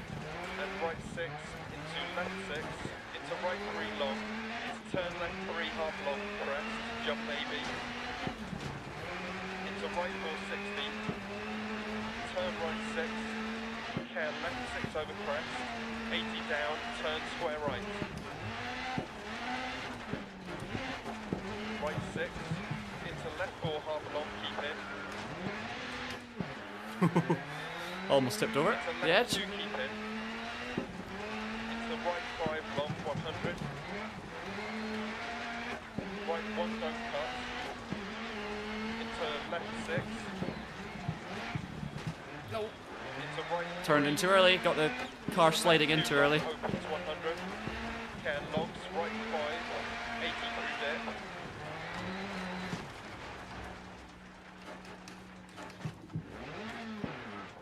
Right 3 over crest. 60 No, come on. over crest. It's the whole gap gone again. Such a silly little mistake as well. Left It's just 6 inevitable, long I'm going to make these mistakes. Into care right 4 long. Don't cut logs inside.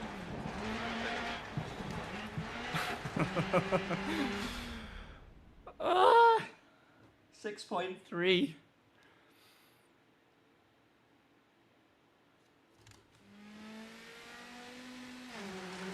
We'll do a replay for a little bit. Some contemplation. And right 5 long over crest continues past junction. Left 3 through gate towards the What is splash. going on? Left 4. I was going to make such good inroads on that stage as well. But that's probably that's one of the most time-consuming losses we've had of the whole rally.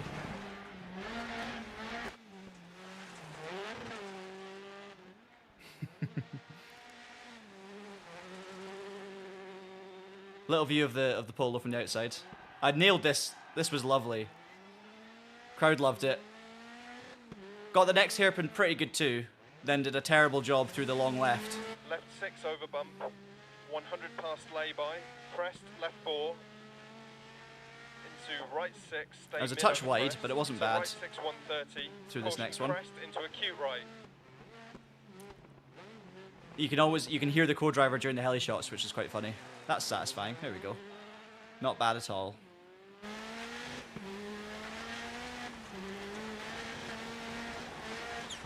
Crest right 6. Into turn left 3. Tight 2 past junction. Get a little idea of the steering movements, although they're not kind of right. This was terrible. Look, went too early, bounced over there. Absolute mess. Absolute mess. We'll cut back. We'll do a little bit of replay when we're doing the next kind of next time we're doing a tree, the tree lined parts, because they're quite interesting. So this kind of moorland stuff's not as good. We're 3.2 seconds back on wrap now, so all that work to do again, and I've got 3 stages. Okay. So this is it's okay. It's Sweet Lamb reverse again, but the full thing this time. So we've done a bit. We're nailed in with the first half of this stage, and we were good on the splits. So we just need to continue that for the second half of the stage. Okay. Come on. I need this win. 5, 4. We need this. 3, 2, 1, go. Right 4 long, 60 over bumps. Left 6 and right 5 long over crest. Continues past junction. Don't get complacent just because we did this stage a minute ago. Doesn't mean it suddenly you can't crash. It's a left 6 over jump. Caution left 3 continues over jump. Just make little inroads like those jumps. I remembered there was 2 jumps instead of 1, so It's just like remembering those little moments where you got it wrong and then trying to make sure that you capitalise on that the next time. Caution, keep mid over jump, water splash, left 4 through gates. Not as tight to the hairpin, but not terrible. Crest 150, past junction, left 6 over bump, 100 past lay-by, crest left 4, into right 6, stay mid over crest, into right 6, 130, caution crest, into a Q right. Into left 6, continues for 130, over bumps, ditch inside. Too wide. Left 5, keep in, into right 3 over crest. Right. This time we can at least try and get the... We've got another chance to get the long left-hander correct. Because it tightens... Oh, I didn't do it. I've done it exactly the same again. What it does, going the normal way, it kind of opens out, whereas going this way, it tightens. So in my head, I'm kind of going in expecting it to get worse, and it's... I'm doing it the opposite way.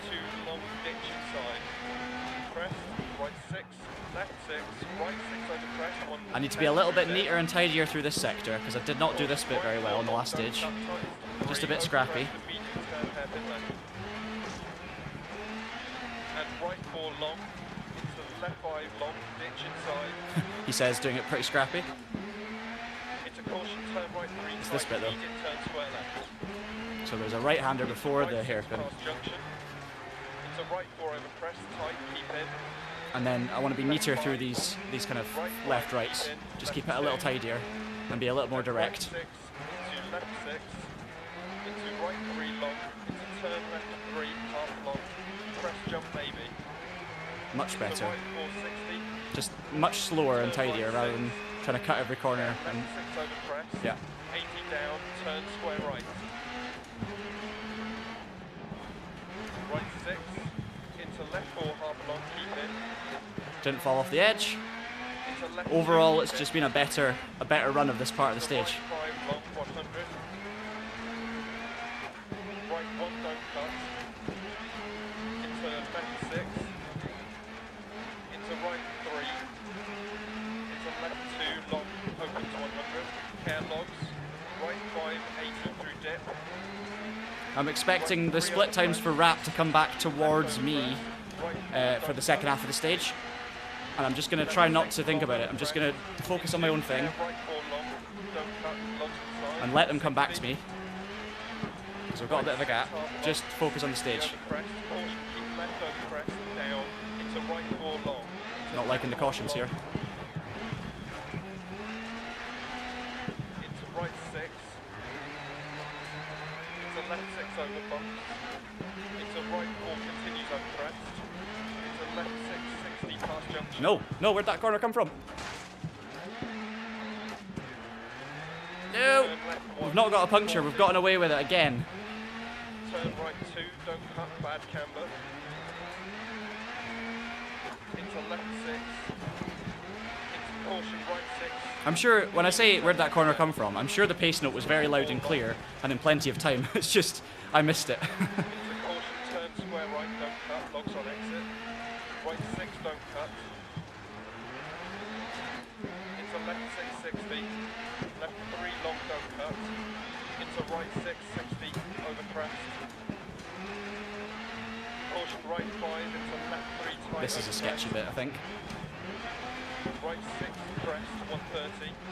Right 6. That is horrible. Care left 6, keep mid over jump. Into right 4, long. Into caution, left 6, long, over crest, jump. And here is just about being, you need to be facing the right direction when you take air, and you need to be ready for it, because that happens, and then if you're pointing the wrong direction, you're literally jumping straight into the trees. Through gate, crest, and left 5 long.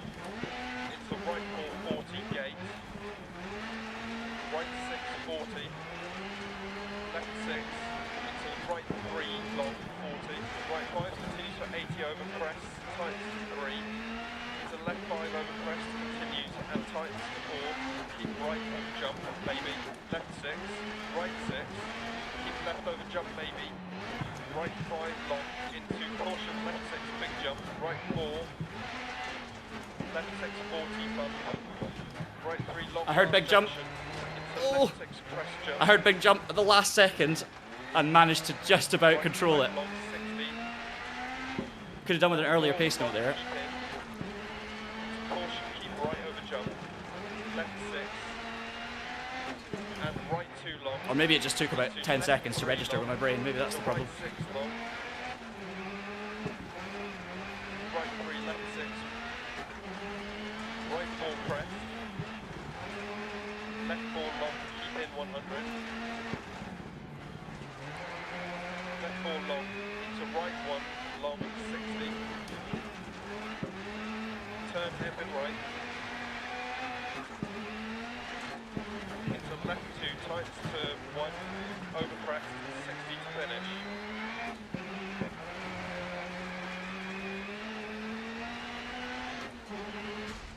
Another green one. Ah, okay, there's a radio connection between the heli and the car. That's a brilliant detail. So that's why you hear the co-driver. That makes so much sense. Okay, 2 stages to go, guys. 2 stages. And we've got a 4.3 second lead over Rap, who can be faster than me on some stages. And I don't really know the last stage. I think that's one of the ones where I'm less familiar, and I think it's a long one, so I'm scared, but we'll see what happens.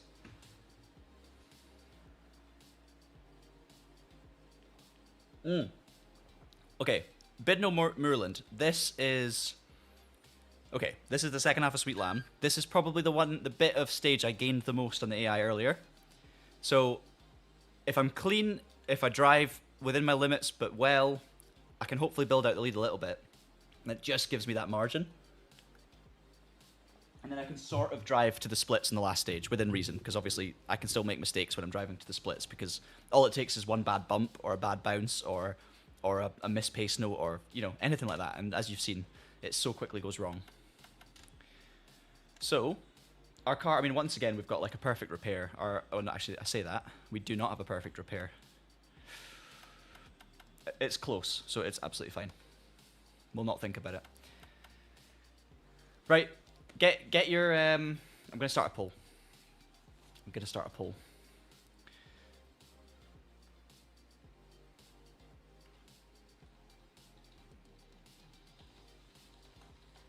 Who's going to win?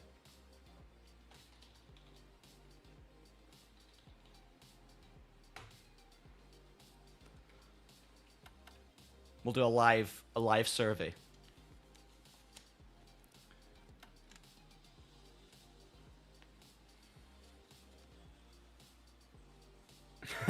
Confidence immediately in Rap. I agree. Okay, 2 stages. I want to gain. I'm not setting targets or anything, but I want to be 5 seconds clear. I want to gain 5 seconds on this very short stage. That is my target. Or hope Rap crashes, because that's amazing for the championship. We've got to think long term. It's raining, which does not help. And left 5 times to 4, over crest, logs on exit. Can't see a thing. 80, left 6, into right 2 times to 1, long, no cut. Left 5, into right 6, into left 4 times to 3, 80. Crest, into left 5, long, over crest, right 1, into right 3. Caution, left 5, into turn square left, don't cut. And right 6, left 6, crest, right 5 past junction. Really nice, tidy first sector. Couldn't be happier with that. 4 crest and turn right 3. Into left 3. To get tidy through these sweepers. Into left 5. Into right Don't 2. roll it or have a spin like I did the other time. Right 6. Into caution, left 5, over crest, 80 past junction, turn square right. That's where I spun it. Into left 3, half long past junction. Into right 5 long, don't That cut. was not very good, but not terrible either. And caution, left 4 long over crest, into turn hairpin right. Into left 4, continues for 100, don't cut. 100 through dip, keep left over crest. Left 6, 40, left 3. Right 6, left 6 past junction. 40, keep left over jump, 130. Caution, keep right over jump, last junction braking.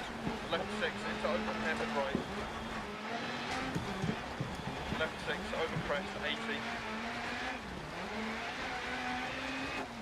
Yes, that's what we wanted to do through there. Finally. 6 half long, 80. Caution, right 5 long, into turn hairpin left, 80.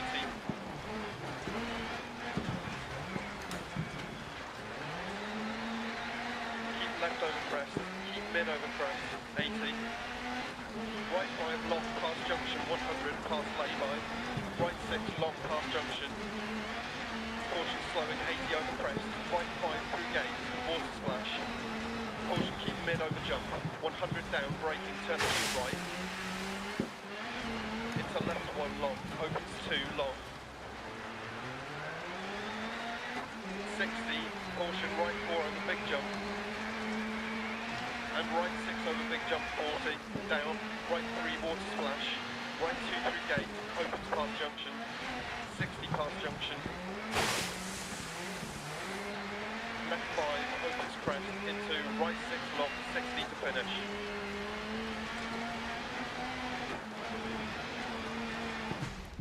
No regrets. Literally no regrets. That's the one.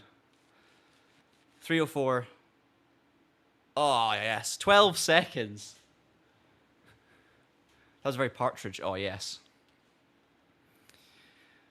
12 seconds clear of wrap. I thought I was going to get 5 seconds. That was the target.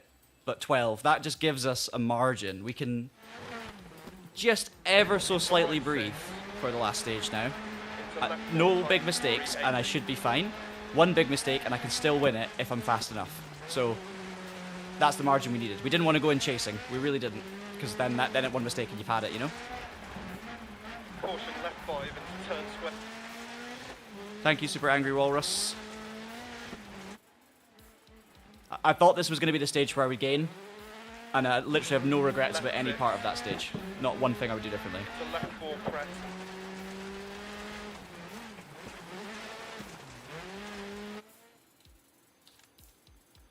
It's been a load of fun today, guys. Thank you so much for joining me for this.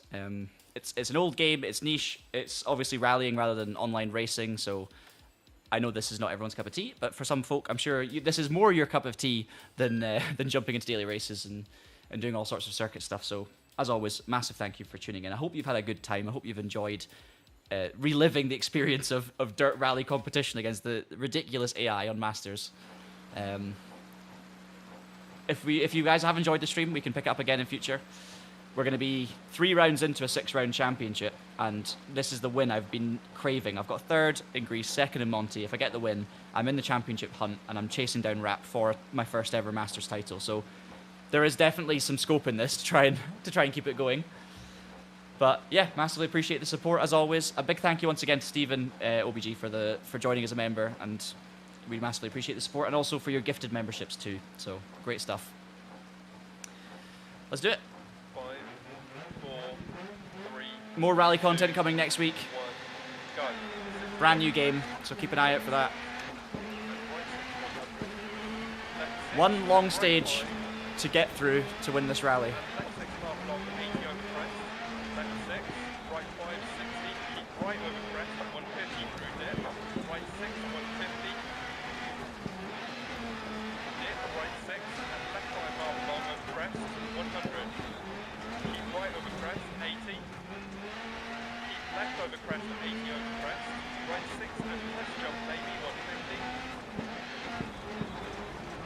Left 6 and caution right 6 bump, and left 5 blocks outside, 130.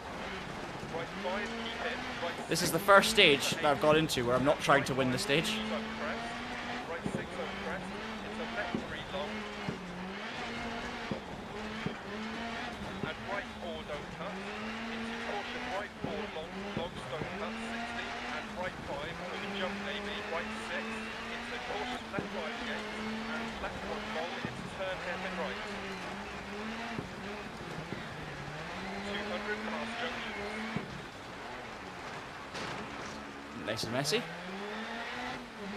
Caution, keep right. Oh, thank you so much, Amaze Taze. Much appreciated. Glad you're enjoying it. I'm certainly having a great time. Right 3. I'm probably more tired than you guys. Maybe not mentally. Maybe it's exhausting watching, but... Oh. Left 4 half long. It's a right 1 long, don't cut. 100. Caution, right 6 crest, jump maybe. And left 4 long over crest. 80 over crest. Left 4 continues to 80, keep in. Slightly within our limits through these sections. Right 2 Where I don't know every single bump that's coming. I can't remember all the secret corners and the ones where the notes aren't quite right, because of course you can't edit notes in this game.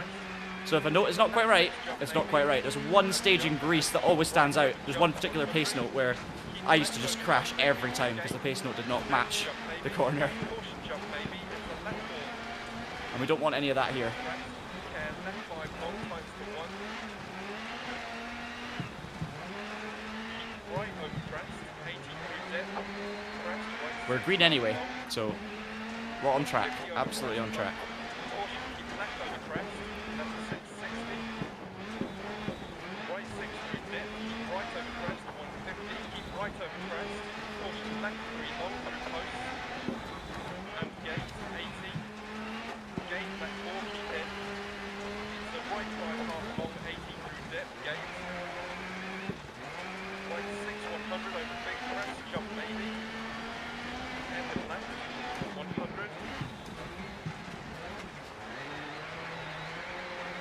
Right 5 into right 5 long, don't cut, long to the side. 100 over crest, keep left. Right 6 into right 4 long, long to the side. And right 6 into right 4 over crest. Into caution right 5 over crest, jump maybe, gate. And end of left. Crest 60. Bump right 6 over crest, and crest, down. Right 4 continues to 90, keep in through dip. To right 6, long over crest. Hairpin left, crest. Right 6 over crest. To left 6 over crest, 60. Dialed in through that sector. Left 5 over crest, 60. Into left 6, 80, keep right over jump, 100. Caution, keep mid over jump. To right 5 half long, over bump, keep in 80. Right 6, keep in to 80. Left 6, keep in crest, 100. Right 6 half long, and caution, right 2 deceptive. This is where I went off earlier. He says right 2 deceptive. I obviously was deceived earlier. I missed the deceptive call. Caution, correct. Immediate turn, open hairpin left. Crest 60. In fact, it's these rallies on the elite or masters level, whatever the top one is. I think it's masters. There are 12 stages, which we've talked about. But actually, I'm just thinking about it. 12 stages means that you do every single stage once. So one championship season on this is actually just you driving every single stage in the game once, because the way the stages work in Dirt Rally,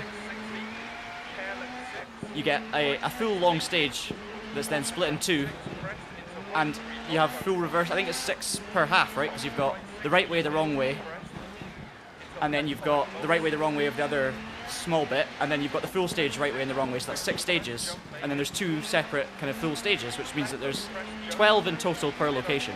I don't know why I'm giving you all the maths here, but it just means that you drive every single stage in the game once for the career, which is quite cool. And that's why you're seeing a few repeating stages. None of the stages are repeated, but the sections are repeated, because of course the small stages are just half of the big stages, and then everything's reversed as well.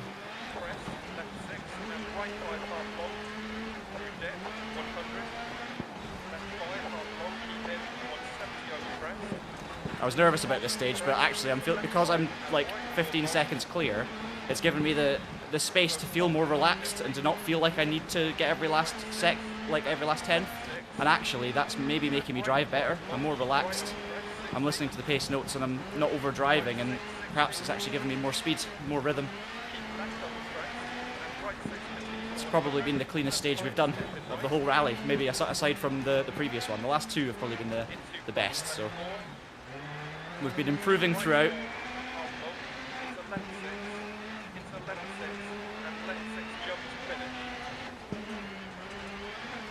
That's it. We've beaten Rap. That's a wrap. Excellent. Guys, thank you so much for watching. 7 seconds clear in the end. So what does that mean for our rally? Well, we win by 24 seconds. We've had a retirement, I think, on the last stage. Or Clark has dropped 5 places out of the point, so that's devastating for him. 356,000 credits, and we are second in the championship. There it is. We're 10 points behind Rap. Literally nowhere to be seen. Lysenko's had an absolute mare. He's usually the second fastest, or at least I'd say Lysenko's sometimes quicker than Rap. So down on 3 points. Maybe that'll help us later in the season. If Lysenko goes faster than Rap at like Germany or somewhere and I'm ahead of both of them, that would be amazing. But we're in the championship fight. We're halfway through the season. And yeah, I just had a load of fun. Like, so much fun looking back at Dirt Rally, reminiscing over it. Really getting in the flow of the game and getting into the physics. And yes, they're not the best physics in the world. They were very good for the time. And they've aged somewhat, let's say. But having said that, when you get comfortable, you get used to it, you get into a good flow, like I did today on that last few stages of Rally Wales. It does feel really rewarding, and it's great fun. And I'm glad that you guys also have great feelings towards Dirt Rally. And remember, if you missed our video yesterday and you're passionate about this game, I would highly recommend going and watching it just for the history, because we do have an exclusive interview with Paul Coleman in there, the game director, telling us about how the game came to be, sort of some of the decisions that were made, how the audio was captured, the split between the Dirt and the Dirt Rally kind of sub-franchises as well. So do check that out on the Traction channel. It came out yesterday, so you'll be able to find it quite easily. And yeah, we'll hopefully see you again for more streams next week. I don't know what I'm going to be streaming next week. In fact, that's a lie. I do know what I'm probably going to be streaming next week, and it is rally related, and it's a new game. So keep your eyes peeled for that. Subscribe to the channel so you don't miss it. Leave us a like if you've enjoyed the stream. And yeah, look forward to being back for more again soon. Take care, have a great weekend, and we'll see you again soon. Bye.